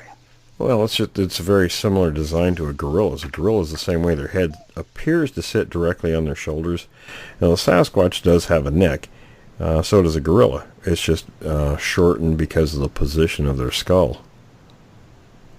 You know, why that is, I don't know. It's just how that species developed. I think there were some theories, but I haven't had my anthropology courses for many years, so I don't remember everything from them. Right, and so that's why when the creature has to turn around and look at you and think of a gorilla, they do the same thing. Yeah, they move their whole body. Turn their whole torso to look at you. Yeah. And when you look at the Patterson film, that's exactly what it does when it turns to look at the, Patterson and Gimlin. It turns its whole upper body. Yes. Now, its head does turn, obviously, but it needs to turn its torso to be able to completely look at them. Okay, got another one here from Sasquatch MOD. Hi, just wanting to ask a question. I'm wanting to know, in your experience and knowledge of the Sasquatch and all the types, which one would you say are the most aggressive kinds? From what I know, I would say the type 2s, the ones that are predominantly in the southern part of the country, seem to be more aggressive. Now, are they the ones that look like a type 1, but they actually have canines? They have canines, and they'll move on all fours as often as bipedally. Okay, and we've heard of, I think they're actually down, also not in the south, not just in the south, but aren't they also in the southwest in some areas? Yeah, and they do overlap the other boundaries somewhat, but they're predominantly in the southeastern part of the country. And they must be pretty aggressive, because I know that the ones that we have here in the northwest are also very potentially aggressive. I can't remember who I interviewed. It was some time ago, but there was a story about him seeing a group of them. And I can't remember. I wish I could remember the details, because it was a great story. Whether they were on quads or what it was they were doing, but they saw the one, and then it either gave off some kind of a bark or whatever the noise was and took off on all fours. Then there was 4 or 5 others, and they were all, it kind of made me think of a group of gorillas running like hell, but they were running for the trees on all fours. Very, very similar to what you would see with gorillas. That brings up another point. What is the deal with these things and quads? They seem to be, they have a very negative response towards quads. They don't seem to like them. It's probably the noise. They kind of irritate me too if I hear them. Or out in the wild somewhere. Yeah, they are loud. They're very loud. They're just a noisy machine. Okay, so a good thing to avoid if you think you're going to be in Bigfoot area. You might think twice about using your quads. Okay. Okay. Here's one. Okay, this is the Great Ape Trust in Iowa. Hey guys, how's it going? I'm wondering if you've heard of the Great Ape Trust in Des Moines. It was on an episode of. He says I was on an episode of his show a while back, and I can't remember if I mentioned it. It's fairly strange to have this in Iowa to begin with, and it's situated east of the city in Des Moines, on the Des Moines River. It's not open to the public. They claim it's closed, yet there's activity there, including security that patrols the outside of the fences. You can Google Earth the place. It's there. Okay. So from that point east on the river to, and he mentions where it is, this is where somebody does some research. Any thoughts on this? Any comments? Have you heard of it? The Great Ape Trust in Des Moines, Iowa. I'm not familiar with that. I Okay. guess if anybody out there knows of that, maybe they could contact us and educate us on that. Yeah, sounds interesting. I'll throw a comment out, and I don't know if it applies to this at all. I know here in Oregon we had a primate research center that was run by somebody that you're not fond of, Will. Well, at one time in the past. At one time in the past, yeah. It's since closed, but it closed due to public pressure and just, you know, the... Do you know what the public pressure was? Yeah, it was I believe it was because they do a lot of testing on... Oh, I see. Yeah, they use them as test subjects. So it was the inhumane treatment of the chimps and whatever else they had at this research center. Oh, I've wondered. Oh, go ahead. I'm sorry. No, I'm just curious I don't know if any of them have ever escaped or anything like that. I don't know. I've never heard. I just want to back up just a moment. I mentioned Steve Schilt. We talked about, these creatures being in places like Kansas and Nebraska. Right. And I want to apologize to Sean Wilson, we've had Sean on a couple of times. Sean was the other one, had a very credible situation there. So Sean and Steve are the two guys that we have in that part of the country. And some very interesting stuff going on there. It'd be nice if we can maybe get them on again at some point for an update if they have any new information. I remember Steve's encounter in Kansas, and I've listened to it twice on two different episodes, and it's absolutely fascinating what he encountered there. And again, I really don't think of Kansas as a hot spot, but he had a very credible encounter, and it was very interesting. And so he wasn't the only one. And Sean did too. And they both know people in the area, but it's typical of most areas where the locals won't discuss what they're seeing. And I suppose for good reason. I mean, especially in those places, the communities are small and everybody knows each other, and you don't want to be labeled a kook. Yeah, there's no upside to it. It's all downside.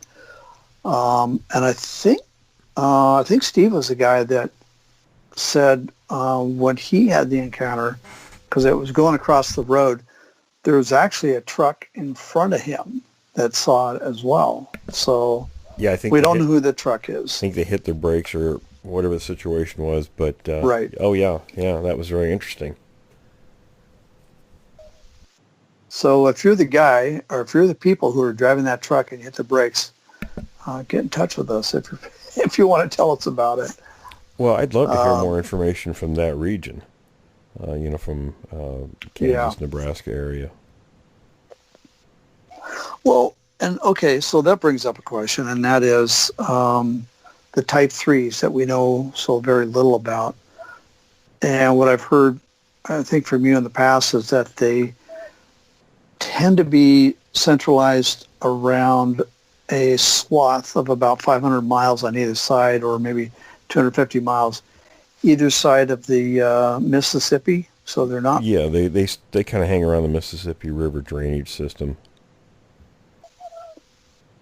And basically, it's a Bigfoot, except that it has the baboon kind of snout to it. Yeah, they have that simian face, where the other variations of these creatures have a flat face. These seem to have, now whether that's a recessive gene, that's come back, turn back on and come into play, or what, we don't know. But they do have that, and the other types don't. Yeah. Okay. Okay. This is from Chad, and Chad says that he's currently listening to episode 63 during my drive to and from work, as I usually do. It's really great to hear about the happenings in my area.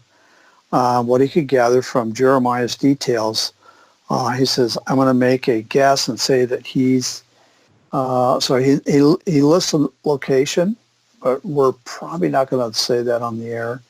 And he just wants to know if that's a good guess. So he says he'd like to go on a camping and fishing trip in that area and maybe get some activity, see what kind of activity is going on. I think we'd have to find out from Jeremiah, because I can't remember exactly the name of the location where he's at. Right. And Jeremiah hasn't been there that long, so we haven't really discussed a lot of the details about, his move and everything there. But we can certainly ask him and then get back to you on that. All right. Okay, so we've got... Okay, this is a good question. All right. Tony, he wants to know about the speed in which these creatures move. How can they move so fast considering their weight and size? How fast can they really travel? Could they easily run down a human on flat terrain? And how likely is it the creatures would attack a human for a meal? Well, they got a couple questions here. The first one, for those who remember, we had Leon for a couple of episodes. He actually saw one north of me, where I live, and was able to measure its speed as it ran across this open field. And he did that by, noting on his watch when it ran past a post in this field, and he timed it to another fixed object on the other side of the field, and the calculation came out to about 45 miles an hour. So fast, absolutely they're fast. They're going to run you down. How likely is it they're going to make you a meal? Well, that's up to the individual Sasquatch, I suppose. It does happen. The likelihood really depends, I think, on circumstance. I know that's kind of vague, but there's lots of variables that play into that. So, that's why I tell people don't be out in those areas alone. If you're not alone, you're much less likely to be in a situation like that than if you're out there wandering around alone, which also goes with other kinds of animal attacks, cougars and such. Right. And ditto on that, on not being alone. It's and if you are alone, I would say, because these creatures, they do take people. And almost without exception, it's somebody who is out alone. So, and for what you just said, I'm really restating everything you just said. But yeah, there's other things going on as well. You got, mountain lions and bears and, so. And as far as being alone, and I've said this before on different shows, and I've got a buddy that likes to hike alone, and I'm always on him about not doing that, because it only takes to trip over a rock sticking out of the ground, and we've all done that, or a little chunk of wood or something. You can break an arm, you can break an ankle, you can do all kinds of things, never expecting to do that, especially in certain places, even well cared for pathways. You can get hurt. If you're out there alone, you get hurt. And things like cougars, you're easy pickings at that point.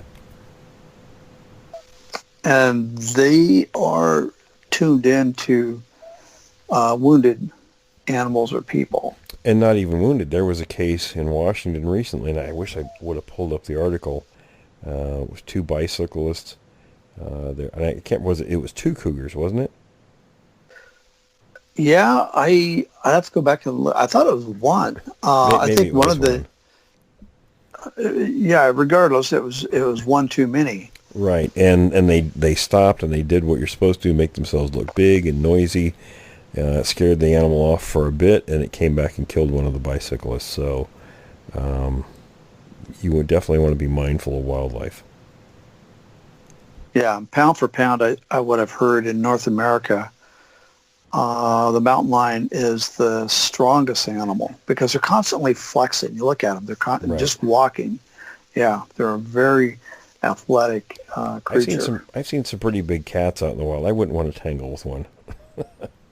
No. I've seen some real big, I don't know if it's bobcat or a lynx, probably a bobcat in the wild. And it's huge. It's like, wow, that thing's very large. I'm glad it's 40 yards away and going the other direction. Yeah, I mentioned this before too. My buddy Jack and I were up by Mount St. Helens one time, and I'd just seen this big spread and I think it was the Oregonian newspaper, big 2-page article about how scientists had determined that there were no more lynx. They didn't exist in that region.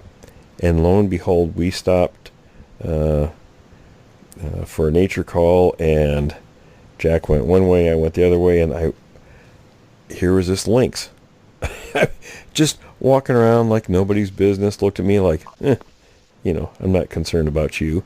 I took a bunch of pictures of it as it slowly wandered off, and I come back chuckling to the car. I said, wow, these scientists were certainly worth their paycheck. Right? And we've heard that. I mean, I don't want to belittle the field biologists and the scientists, but we hear that a lot throughout the country, all over where they say, well, there's no more cougars in X state. Mm-hmm. And the people who live there say we see them all the time. Yeah, and they're taking pictures and posting them elsewhere. And yeah, so right? You have to sort of take that with a grain of salt, because when somebody says there's no such thing in this area, lo and behold, you walk out and there one is. Exactly. Okay. Not sure how we're going to tackle this one, but Callie wants to know, I'm just wondering, what do you think of the Todd, I'll not mention the last name, documentary? Is this for real? Do you think his footage is authentic? Is it a real subject or science fiction? Oh, I think that's phony as a $3 bill. And I've never seen a $3 bill either. No. So that's our opinion. Yeah, right. And I will say this. If it's what I think, fantastic job. Kudos. On a scale of 1 to 10, that show hits a 12 for puppet making. Excellent job on that. Well, there won't be some any of the best looking puppets though. I've ever seen. yeah. It just, I don't know. I'm not going to delve into that. You know my thoughts on it. Right. But, kudos on the Muppets. So there we go. Okay. So looking for some other comments here. And I think that's about it for this episode. Do we have any more questions from listeners? We don't. Just taking a look here. I don't see any. I think we've tackled most of them. All of them. Yeah, I want to make sure we get through everybody's comments. Well, and that's a good point. If you asked a question and we haven't addressed it, sometimes things will slip through the cracks, and never hesitate. It's not a problem at all to just shoot us an email and say, hey, listen, maybe I missed it, or I'd love to hear some more clarification on it, but here's my question, and we'll get to it. So if we did miss somebody's question, our sincerest apologies. There is one. There was a request in here about. So that request, would it be possible to enable closed captioning on your videos? I have difficulty tracking conversations without being able to see faces while people are talking, and thought maybe it would be easier if I could click the CC icon on the video. Any help would be appreciated. And Marie answered. I think we can do that. Yeah, Marie answered. There is closed captioning on the videos. Just click CC. You have to bring up the toolbar at the bottom right of the video. She says, yep, I see they have enabled it. Thanks a million. Okay, well, that's great. Yeah, so if anybody, wants closed captioning, and that's something I wasn't even sure about, apparently at the tool, bring up the toolbar at the bottom right, and there it is. And it's great. I use it a lot of times on a lot of different shows. And it's, it's speech recognition, so it's 98 to 99% accurate. Every once in a while it gets things a little bit wrong, but you can follow it, get the gist of what the conversation's about. Here's one that's a good one. Vicky Keelman, and I apologize if I pronounced your name wrong. She says that Larry Batson made a comment on the PG film that there had been a flood there about a week before. There wasn't a flood there a week before, it was the previous year, and there was actually one after that time period. But says how the creature moved without having to look down as proof that it could be a person in a suit. I think that if it had been a person wearing a suit, that its gait wouldn't have been as fluid due to the fact that the footwear would have been oversized, and they would have had to raise their foot almost as. Yeah, I gotta click here. Okay. Well. Oh, I see. Here we are. I'm sorry about that. It says they would have had to raise their foot almost at a forward 45-degree angle to keep from tripping, almost like walking in clown shoes or swim fins. And that's a good point. Now, on one side, you could say, well, if it was a person in a suit, because you couldn't really tell the foot size in the film, and we have the footprints later. I mean, you could have manufactured feet, and footprints later after filming somebody in a suit. But George Gonzalez makes a great comment. He says, I agree, it could not have been a person in a suit because it did not look down as it walked. And that's something that we almost do instinctually as when we walk, especially in very uneven surfaces like a creek bed. We're going to occasionally look down to make sure we're not tripping over obstacles. And when you look at the creature in the film, it never once looked down. And I thought that was an excellent observation. I don't think I've heard that before. The only other person I could think of that we've had on the show could have been Bill Munns. He may have brought that up. If he did, I apologize. I don't remember it. I don't recall that either. But Vicky, great point. That's something I never thought of either. That's a first. And you're right. The creature never did look down ever. So if that was somebody in a suit, they would have been looking down. They would have been glancing down. Especially in a suit, you would have a difficult time seeing. Let alone trying to hold up the appearance of, this creature. So being able to move as fluidly as it did across that creek bed and up the creek bed, not just across it, but up the creek bed, would have been impossible by somebody in a suit. You think about it, and subconsciously you would have picked up on that as being fabricated or hoaxed. If you saw somebody walking along and you see their head going down to watch where they're moving. Yeah. And I thought about that just walking down a forest path in a nice, like you said, a maintained pathway. You still have to look at where you're going. Right. And this creature, not once. And it's going not over a path. It's going over some pretty rough, uneven wilderness territory. It just made me think of boot camp when they were, drilling us. The first couple of weeks you spent a lot of time learning how to march. And even in places, I remember the guys, they drilled us on a blacktop parking lot near the chapel at Fort Knox where I was at.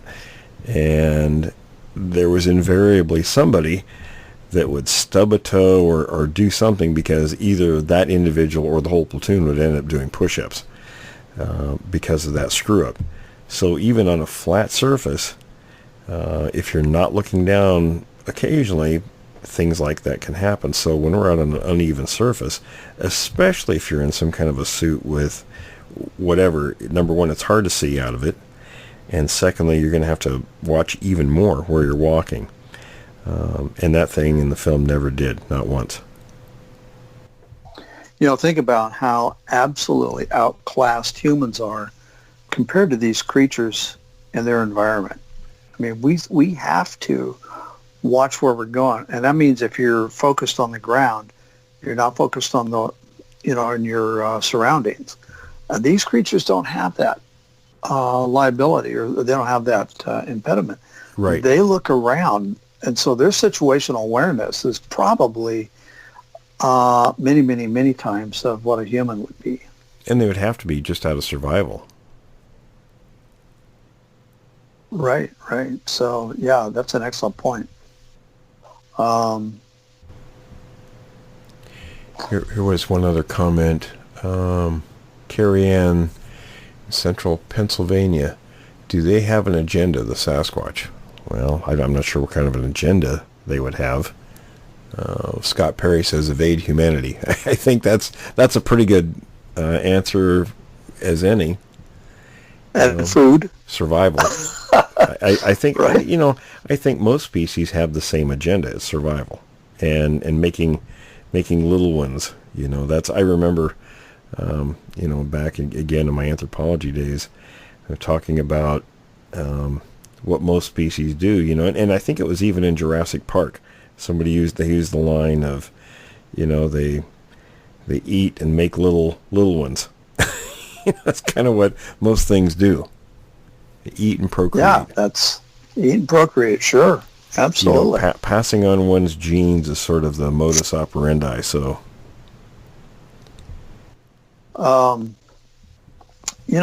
it's the kind of begs the question, and that is, I wonder what how much effort or how much the parents spend teaching their young, the Sasquatch, survival skills and their culture and whatever else it is that they do. Well, I think the answer to that is looking at how other primates rear their young, and what they teach them, and then go a step beyond that because they're a hominid and not a chimp or a gorilla, so it's going to be a little bit more, I think. It probably is, and also as a primate, the child rearing and bringing it into adulthood is much longer than any other creature. Many, many more years. Now, with these creatures, I was told through my sources that their rate of growth to maturity is faster than humans are. And I think actually that's true with chimps and gorillas too. I can't remember how long I can't think how long it takes for those creatures to mature, but the Sasquatch is much faster than a human is. We're probably one of the slower primates because we take so many years to develop. I mean, heck, the human brain can take up to 25 years to fully develop. And I know some 25-year-olds that have another 25 years to go. So, but we won't go there. Right. Well, I would include myself in that group at times for sure. Well, yeah, I can sympathize. So, but yeah, very interesting. Well, I think that'll about do it for this segment. We're still working on getting our narrators for the third segment, so we're still using some of the previously recorded stories from Jim, so I hope everyone is okay with that. The new listeners, I'm sure, will enjoy that, and I hope our regular listeners still enjoy those stories. We're still working on getting new people to record those, so hang in there, folks. Hopefully we'll get someone as good as Jim. Awesome. So that'll do it for this segment. Again, we have lots of new changes. We always talk about that, but we have a new intro for the show that's being developed. Brian has actually taken up doing the monthly newsletter, and he's got one that's just about ready, so you'll be seeing that fairly soon. And I think we're going to be able to get that on the Creek Devil website, and hopefully on my website, williamjevning.com also. I don't know if you have any. And I want to comment. We have. Yeah, no. CreekDevil.com is There's already a link on, if you go to latest episodes, you can click and subscribe to the newsletter. And we have some people who've already subscribed. We're just waiting for the newsletter to get polished up. Brian's a perfectionist when it comes to this sort of thing, and we really appreciate it. But I also want to mention that we have another person who she's contacted us, and she has a professional background in academics, and she's going for her doctorate. And she's also going to be, she's mentioned she has an interest in contributing to the newsletter. So really looking forward to that. And most people may not realize that Brian actually is working on, he has his PhD also currently, and he is a journalist. So besides teaching in college, so that is his forte. So we've looked at the newsletter he's done so far. He's making changes to it, but it looks very good. So, people may not realize that listening to Brian, but he really is good at what he does. So we'll have, I guess in the near future, 2 PhDs producing the newsletter for us. Yeah, we really appreciate that. So we got that's coming up. Like I said, the new intro. We're kind of fine-tuning the second segment. We're trying to address people's questions and such, and also doing the Q&A. So send us lots of questions. If you want to make comments, we'll get to those. Let's see. I'm trying to think if there was anything else we should mention. Well, yeah, if they want to send us a question, if you've had an encounter, if you want to reach out, if you want to communicate with us in any way at all, and just it's real easy. It is questions. Send us an email, questions, plural, questions at creekdevil.com. All right, folks. Well, I think that'll do it for this segment. Stay tuned for the third segment and Jim's stories.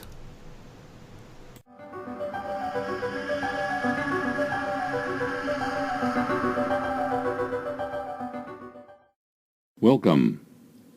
This collection of 3 stories is being brought to you by William Jevning, and it's being narrated by Jim Sower. These stories come to us from California. The first is Eureka, California, 1896.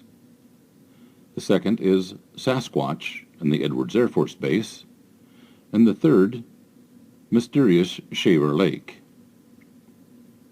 Story number 1. Eureka, California, 1896. Interesting old story. In 1965, my mother's friend, an old dear from near Sacramento, showed her a letter. It was transcribed by her daughter, who found some of the usage and language amusing, and she presented it to her grammar school class. No one knows where the original is. It was found pressed into the pages of an old dictionary, but has since been lost or misplaced. Enjoy it. If you use it in your publication, please just refer to me as Jack. I enjoy the fruits of your research and wish you many, many years of success in your endeavor. Regards, Jack, Lakota Sioux, Guide, Outfitter, Guide in our Great Northwest. A few weeks back, my friend Jake McCoy and I were in witness to the following of accounts. We were well spent after an uncommon day of awful heat cutting timber. Our days in these woods were usually of a cool and foggy nature, with the heat rarely becoming to our discomfort. After our supper, Jake and I were of a mind to sit by the creek. With the next day being Sunday, we were able to enjoy an evening of our own doings. We were smoking and having coffee when we smelt something like a dead animal left to rot in the heat.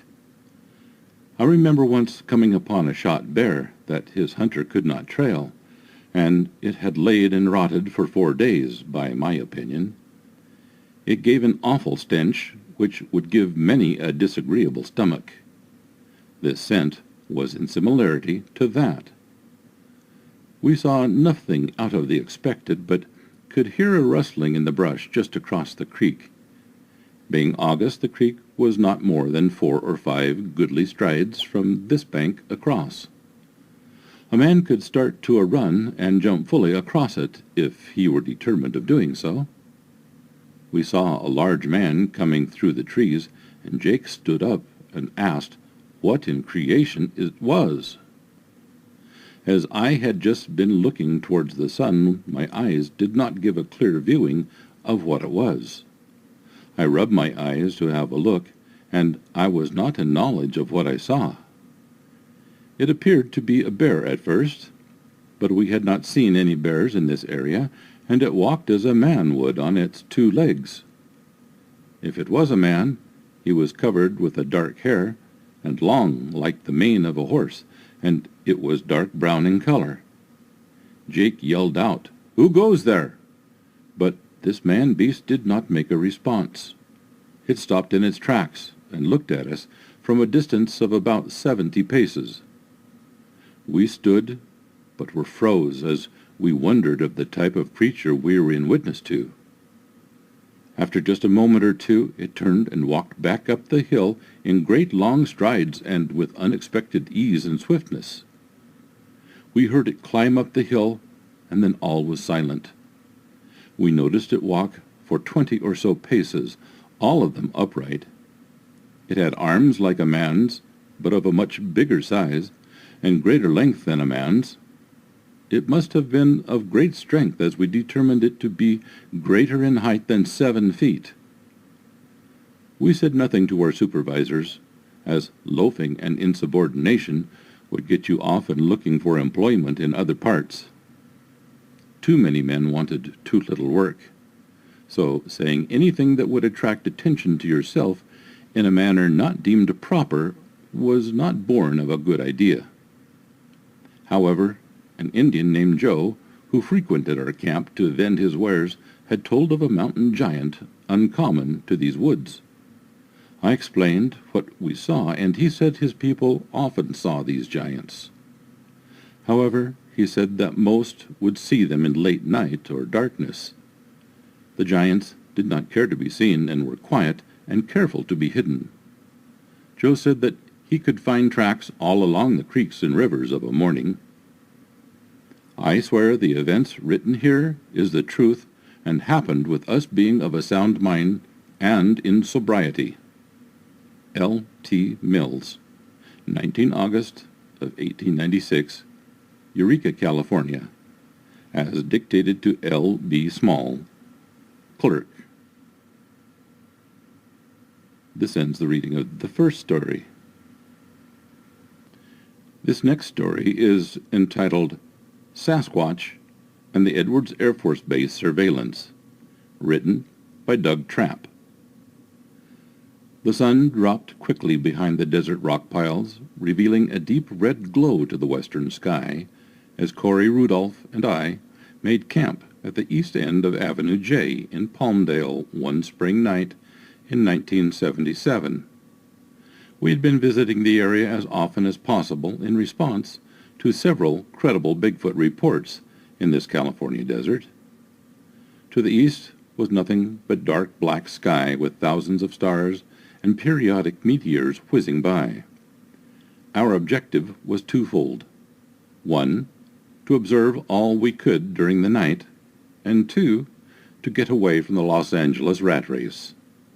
We had been driving through the areas north of the mountains, separating the Los Angeles area from the desert, in search of clues and people to interview who claimed to have encountered the desert Sasquatch.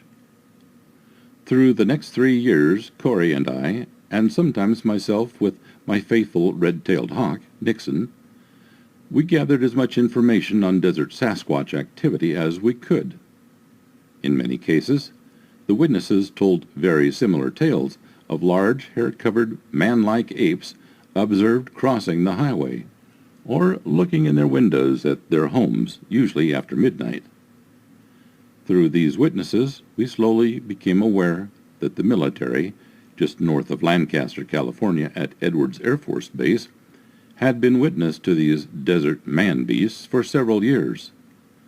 We finally made contact with 3 different military security officers, all of which did not know of the others, who provided us with information relating to what the Air Force knew about these animals. Before I continue with this, I must inform the reader that these three men were willing to discuss this with us only because we promised to never reveal their names or ranks, and if we did, they would deny everything. Because I believe in keeping promises, I will comply with their request, but will refer to them only by rank, since I do not believe that their status at the time would indicate or reveal their true identity, thereby keeping my promise. I will also add that I have spoken to 5 additional ex-military officers who were once stationed at Edwards Air Force Base, and they all claim that what the first 3 revealed was accurate, and that not much has changed there since the 1970s. The first I interviewed was a lieutenant in charge of security in the sector of Edwards Air Force Base near Rogers Dry Lake. He was primarily responsible for supervising the surveillance activity from sunset to sundown from 1972 to 1975, when he was then transferred to Germany, then retired. This gentleman explained to me that the base security was primarily involved with monitoring for unauthorized entry to the base by curious seekers. The base was highly involved with classified secret aircraft testing at the time, and there were many curious people trying to take photos or just see these things. In addition, the base had a very high level of UFO activity, or as he put it, alien spacecraft. In fact, he made it clear that these craft were not from Earth, and that the Air Force knew very little about them. When any unauthorized people or alien aircraft entered his perimeter, he was to report it to the higher command, and observe. All of his personnel had top security clearance and were to discuss nothing of what they saw. He further described some of these craft to me, but I was not very interested at the time. While they were conducting surveillance one night, always using starlight scopes and motion detectors spread throughout the base, one of the guards reported an infiltration in his perimeter. When asked for details, the guard described a very tall man, but not really a man. Perplexed by such a report, he decided to drive to the location and talk to the guard, perhaps thinking the man had lost his marbles. When he arrived, a wide-eyed guard met him and repeated his story. The lieutenant began to scan the desert for the intruder and soon spied him, or it. Through the starlight scope he could clearly see that this was not a man. It was a very tall, hair-covered, ape-like man walking through the desert. He said the animal appeared to be looking at the desert floor in search of something. The animal was about 500 yards distant, but the scope was very powerful and tripod-mounted, so it could be observed clearly. Both men continued to observe the animal as it wandered around almost aimlessly. He then reported to his superiors of the activity and was told to keep the animal in sight. This was no problem, as the animal remained in the area. About 5 minutes later, a helicopter was heard approaching the area. Then it was seen coming in fast from the east. They continued to observe the animal, which continued its activity. The helicopter came in over a rock pile, then the animal spooked. It looked at the helicopter, turned, and ran like a deer around a rock pile and out of sight. The helicopter searched the area, but never found the animal. The 2 men could hardly believe what they had seen. The next day the lieutenant reported to the command post of the previous night's activity. The command told him that these animals had been seen on the base before, and the public knew them as Bigfoot or Sasquatch. The command explained that they were concerned that these animals may be related to the alien craft, and that all such reports must remain top secret. He was told to continue to observe and report, but not to intervene or disturb the animals until the command determined what they were. The lieutenant had heard of Bigfoot before, but not in the desert. He had always thought that this was some sort of fable or hoax. But he knew what he saw, and now knew that they were real. Through the following years, he and his crew observed the Sasquatches on the base several times. By 1975, they had sophisticated equipment, including video surveillance cameras mounted in key areas. He then explained to me that they had videotaped these animals several times, but the tapes were classified and held under top security at all times. By the time he left Edwards, they had learned very little about these creatures, but his feeling was that they were not UFO-related, but biological living beings. The second officer I interviewed was a major before he too retired in 1978. He had served at Edwards Air Force Base from 1970 through 1978 and was in charge of one of the command posts on the north end of the base. He too explained that they were primarily interested in UFOs and aliens. In fact, it was through his words that I first heard the term EBE, which is apparently the military term for aliens or extraterrestrial biological entities. It is only in recent years that this term has been coined in UFO books relating to the military UFO cover-up. In any case, the major confirmed what the lieutenant had told me, but added that these creatures also found their way into the secret underground tunnels that run under Edwards. Although the use and existence of these tunnels was classified, he told me about them knowing that their importance was a moot subject to me. He said that they had surveillance cameras in the tunnels and had, in fact, videotaped the Sasquatches as they wandered through them. He said that they were not concerned with the Sasquatches on the base because they had learned that they were not related to EBE activity, and that they were certain that they were simply undiscovered animals. When I asked why they had not captured or killed one in order to prove the existence to the world, he returned that they could not reveal anything that happened on the base. He said that if they were to admit that these creatures often wandered around on the base, the public would lose confidence in their ability to keep the base secure. This, in turn, would give people the idea that they could do the same. Since there was so much secret work continuing on the base, it was not in their interest to discuss the Sasquatches with the public. They wanted to keep people out, not encourage them to visit in search of Sasquatches. They already had enough problems with UFO seekers, or those wanting to get a peek at the secret aircraft. The third man was a security grunt. That is what he termed himself. He claimed to have seen these desert Sasquatches through starlight scopes on scores of occasions. This man was only about 19 years old, but extremely military in his self-presence. He called me Sir until I asked him not to. He told me that he had seen a couple of Sasquatches that stood over 10 feet high, had seen obvious females, one with a young one walking with her, and once saw a group of 5 Sasquatches walking together, all over 6 feet tall, with the tallest about 8 feet tall. They were fully hair-covered except the palms of their hands and the base of their feet and their face. He said their face resembled an ape with very small eyes, a flat nose, and ape-like lips. The arms were long and slung down to their knees.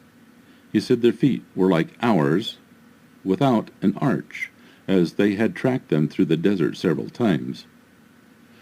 When I asked him about the surveillance videos, he told me that he knew of them, but was not involved in that. He said only officers were allowed to videotape the creatures or UFOs. Cameras were not allowed on the base in the hands of the grunts. He said that he felt very privileged to have seen these animals with such clarity because he knew there were several like himself that would do anything to see one. However, he suggested that these animals were not as rare as people assumed, but they are very shy and almost strictly nocturnal. They could be photographed, given the right opportunity, but those opportunities were rare because these creatures are very good at remaining concealed, even in the desert. He told me that the reason they were on the base was that they knew that they would not be harmed. He thought that somehow they could feel danger, or even pick up on human thoughts. Since the officers and grunts on Edwards were ordered not to harm or intervene with the creatures, they could feel this vibe and felt protected. Some of these animals, of course, wander around outside of the base, but these animals are always watching their backs, he explained. To conclude this report, I should advise that several sources have told me in recent years that the desert Sasquatches are still being watched at Edwards Air Force Base.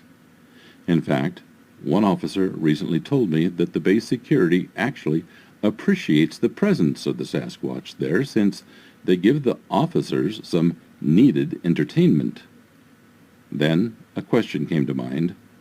Could the EBEs be just as interested in the Sasquatches as they are of other base activities? The officer stopped for a moment, thinking, then said simply, "Perhaps." Written by Douglas E. Trapp, Dallas, Texas. This ends the second reading. This brings us to the last of the three stories. Mysterious Shaver Lake, Fresno County, California. Many sightings, 4 in summer 2012. Additional sightings occurred in September and other updates. Sierra Range, June 2012, around 9 o'clock p.m. Not quite sure how to type this. 9 o'clock p.m., stone sober. While driving, I saw up to my right, illuminated only for a couple seconds, as I was towing downhill in a corner turn doing 15 miles per hour, what I believe to fit all descriptions of a Bigfoot. But as I turned the corner, I lost sight. What I saw with the time that I had was half a stride, pause, look and turn, and beginning to stride away. If it wasn't a Bigfoot, then it was a slim bear striding around on his rear legs with all the dimensions of Bigfoot, or maybe a 7-foot-tall, 400-pound ex-football player playing with scaring people, and he got me for a minute or two. In my mind, a lot taller than a man, and his bulk was proportional to Bigfoot's. No way for it to be anything else. I know my shapes. The area was hilly, located at the end of Highway 168, 4-lane highway, next down to 2 lanes, small plateau type, small meadow. Above roadway elevation is 3,000 or so. I notified no rangers. June 24th, 2012. The aforementioned report prompted this response. A woman reported that her daughter's boyfriend had a sighting in the region of Shaver Lake. In part, she reported, he saw the Bigfoot in his headlights, crouched down next to the road. As he hit his brakes and came to almost a full stop, the Bigfoot stood up straight, strolled off, then ran up the hill and into the trees. He had an unobstructed view for about 5 to 10 seconds. He is a mountain resident that has hunted bear and swore unequivocally that it was not a bear or a man in a suit. It was huge, with a huge chest and did not move like a man, and that its strides were very long. I believe that he is telling the truth. He's just not a BS kind of guy that would make this up. His mom reported that he called her almost hysterical over what he saw. Saturday, June 30th, 2012. Carla and Manuel M. filed a report that was not a physical sighting. While honeymooning at a rental cabin on Shaver Lake, California, they heard vocalizations being emitted from one side of the lake to the other. Manny M. wrote that the sounds were whoops like whoop, whoop, whoop, in a series of 3 sets that started on one side of the lake and then returned whoop, whoop, whoop from the other side of the lake. This went on for several hours after midnight, 3 nights in a row. On their last night there, Carla woke Manny up and ushered him out onto their bedroom porch that was overlooking the lake. The 2 of them heard a baby crying that lasted 3 or 4 minutes. The sound was that of an infant, and it was a frantic cry, and very loud, echoing across the lake. It also emanated from deep within the forest area on the opposite side of Shaver Lake. As they returned to their bedroom, the whoops started up again. Carla said it was very creepy, and that it prevented them from exploring the rocky terrain and much of the lakefront while they honeymooned there. Wednesday, July 11th, 2012. 2 forestry workers for Southern California Edison, the company that owns Shaver Lake, stopped to eat their lunch on the banks of Shaver Lake. As they were getting up to head back to their utility truck, parked on the frontage way of Highway 168, they both stopped cold as a reddish-colored Bigfoot walked out of the trees and into the lake. One of the witnesses who filed the report said his visual was too quick to accurately judge its height, other than to say it was a pretty big fella with a heavy coat of tangled-like-looking hair all over. He said it surfaced and swam toward the eastern side in what looked like a very strong dog paddle kind of stroke. He was really moving. The 2 men stood there dumbfounded as the Bigfoot swam out of sight. Additional sighting, 2009. The SCE informant in the above report said that when he mentioned the sighting to his daughter's music teacher, she related another story told to her that took place also at Shaver Lake in 2009. In any case, it was a second-hand report that told of 3 campers who were driven out of their tents in the middle of the night by a screaming Mimi that unstaked their tents and attempted to drag them off, tent and all, into the night somewhere. They fled for their lives and did report it to forestry the next day. It was also reported on the internet. Not sure where. The informant was asked if he knew what the forestry official did, and he said apparently nothing, and indicated they were either mistaken or it was a bear. The music teacher had said, though, "We know black bears do not behave that way, and we have no grizzlies in California." It leaves one to wonder what there is left in the forest that would rip up the tent stakes and heave tents with people inside around the campsite. Bears just don't behave that way. Of interest in that story was that the campers kept a high campfire going at night, and that the fire did not deter the attack by the Sasquatches. The music teacher said there were 2 of them, maybe even a third, but nobody stuck around to find out. This isn't the first recording of a campsite attack. The other was in Colorado in the San Juan Mountains. But around Shaver Lake and nearby communities, everyone has a story to tell about Bigfoot. Shaver Lake history surrounding areas. The cast of Finding Bigfoot television series was in Shaver Lake in March of 2012, interviewing witnesses in a town hall meeting event.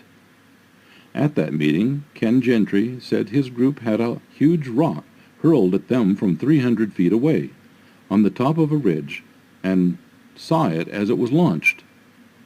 They were hiking near 3 rivers, not far from Shaver Lake area. It was a very large rock. One of the athletic guys on our crew, Billy, picked it up and tried to throw it, but he couldn't throw it even 25 feet. If I hadn't seen it with my own eyes, I would have had a hard time believing it actually happened, Gentry said. October 2012. 3 middle-aged men go missing near Shaver Lake region. A backpacker, His car was found near Shaver Lake, and a second hiker went missing in the general area of the Sierra National Park, where there were 3 or more separate Bigfoot sightings summer of 2012. 2 hikers were found, but Larry Kahn, 53, is still missing, 11/6/12. Another sighting contains a lengthy bunch of extraneous information about the surroundings and little about 3 large cinnamon brown humanoid figures that moved through a stand of spruce trees. The nearest town? Shaver Lake. Shaver Lake Small Town Magazine filed this article, written by Jolene Polyak, in the fall of 2012. Jolene attended the Shaver Lake Town Hall meeting. Southeast of Shaver Lake is great deer hunting, according to Bruce DeCova, 51, and his hunting partner, Samuel Broderick, 46, from out of state. It is an area south of Huntington Lake, just short of Dinky Creek, off to the eastern rim of Shaver Lake. In late 2009, the 2 men went looking for a prime place to set up for the hunting season. In the process, Broderick was taking an armload of firewood to the nearby fire pit when he noticed not 1 but 2 dark figures in the trees. He continued toward the fire ring, dumped the firewood, and put his hand on DeCova's shoulder, whispering to him not to be obvious but to look in that direction when he could. He whispered that they were being watched by what he thought might be a couple of Bigfoot. DeCova, a veteran trophy hunter, had heard such stories but thought Bigfoot was imagined. He went about setting up their tent and then cleaned off his Ray-Ban sunglasses so he could look around without his eyes giving him away. Sure enough, there were 2 very tall individuals watching them, not 35 feet from where he was staking the tent. The pounding of the stakes echoed in the trees, but there were no other sounds to be heard. The Bigfoot made no noise. DeCova turned at that point and told Broderick that he also could see them and was amazed. To break the tension, DeCova yelled over to Broderick, "Do they understand English?" Broderick broke into a nervous laughter like, and began nervously singing the state fight song. DeCova joined in as they edged toward the rifles laying on the ground. For his part, Broderick was admittedly nervous and hurriedly reached down to unzip the cover off his rifle and loaded it just in case the 2 creatures came into camp. Apparently, when Broderick raised up the rifle to load it, both Sasquatch departed. The 2 hunters told me they did not see the creatures again or notice anything unusual during the night. There were no screams and no rock throwing, and none of the usual nighttime Bigfoot antics reported by other hunters. The description of the 2 Bigfoot was minimal. They were in the 8-foot range, according to the height of the trees where they stood, and dark in color. Otherwise, no additional details were given. Rob Janis. The behavior of the Shaver Lake Dinky Creek watchers was decidedly different from most reports from hunters, in that the 2 Sasquatch apparently knew what the rifle meant, even though the 2 hunters did not acknowledge their presence. There are reports of vocalizations in that region, and a number of recent sightings of varying color description, making Janis conclude that there might be a diverse population in that region. Janis also noted in his report that neither Broderick nor DeCova bagged a deer that trip. In fact, Broderick said he never spotted one, and even that was unusual. Update, December 29, 2012. Mosmanko 253 wrote December 28, 2012, that he and his girlfriend were riding around looking at property in the Shaver Lake area when they decided to pull over and break out sandwiches at the dead end of Dorabella Road. He looked up as the woman with him cried out, "Look, look!" and saw a very strange sight. Heading back into the far side of the trees was a man in a furry costume. He didn't report it because he thought it was a joke until he read this page and decided to report it as a possible Bigfoot sighting that occurred on September 15th, 2012. In hindsight, the witness said what he thought was a man in a costume was much too tall to be a joke. This was about 12:30 on Saturday afternoon. We were parked, eating chicken sandwiches and sharing a Diet Pepsi when this happened.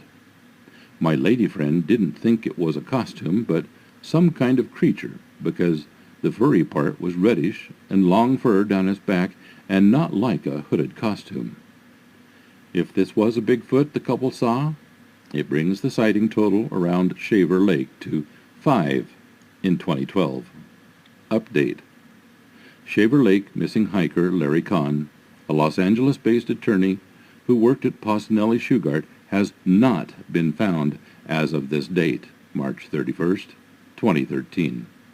The search for the resident of Pacific Palisades was suspended in November 2012, after no trace of the man was found other than his car. Update. Hiker Matthew Hansen has been found, but no details. A report came in January 2013, but the sighting took place back in 1998.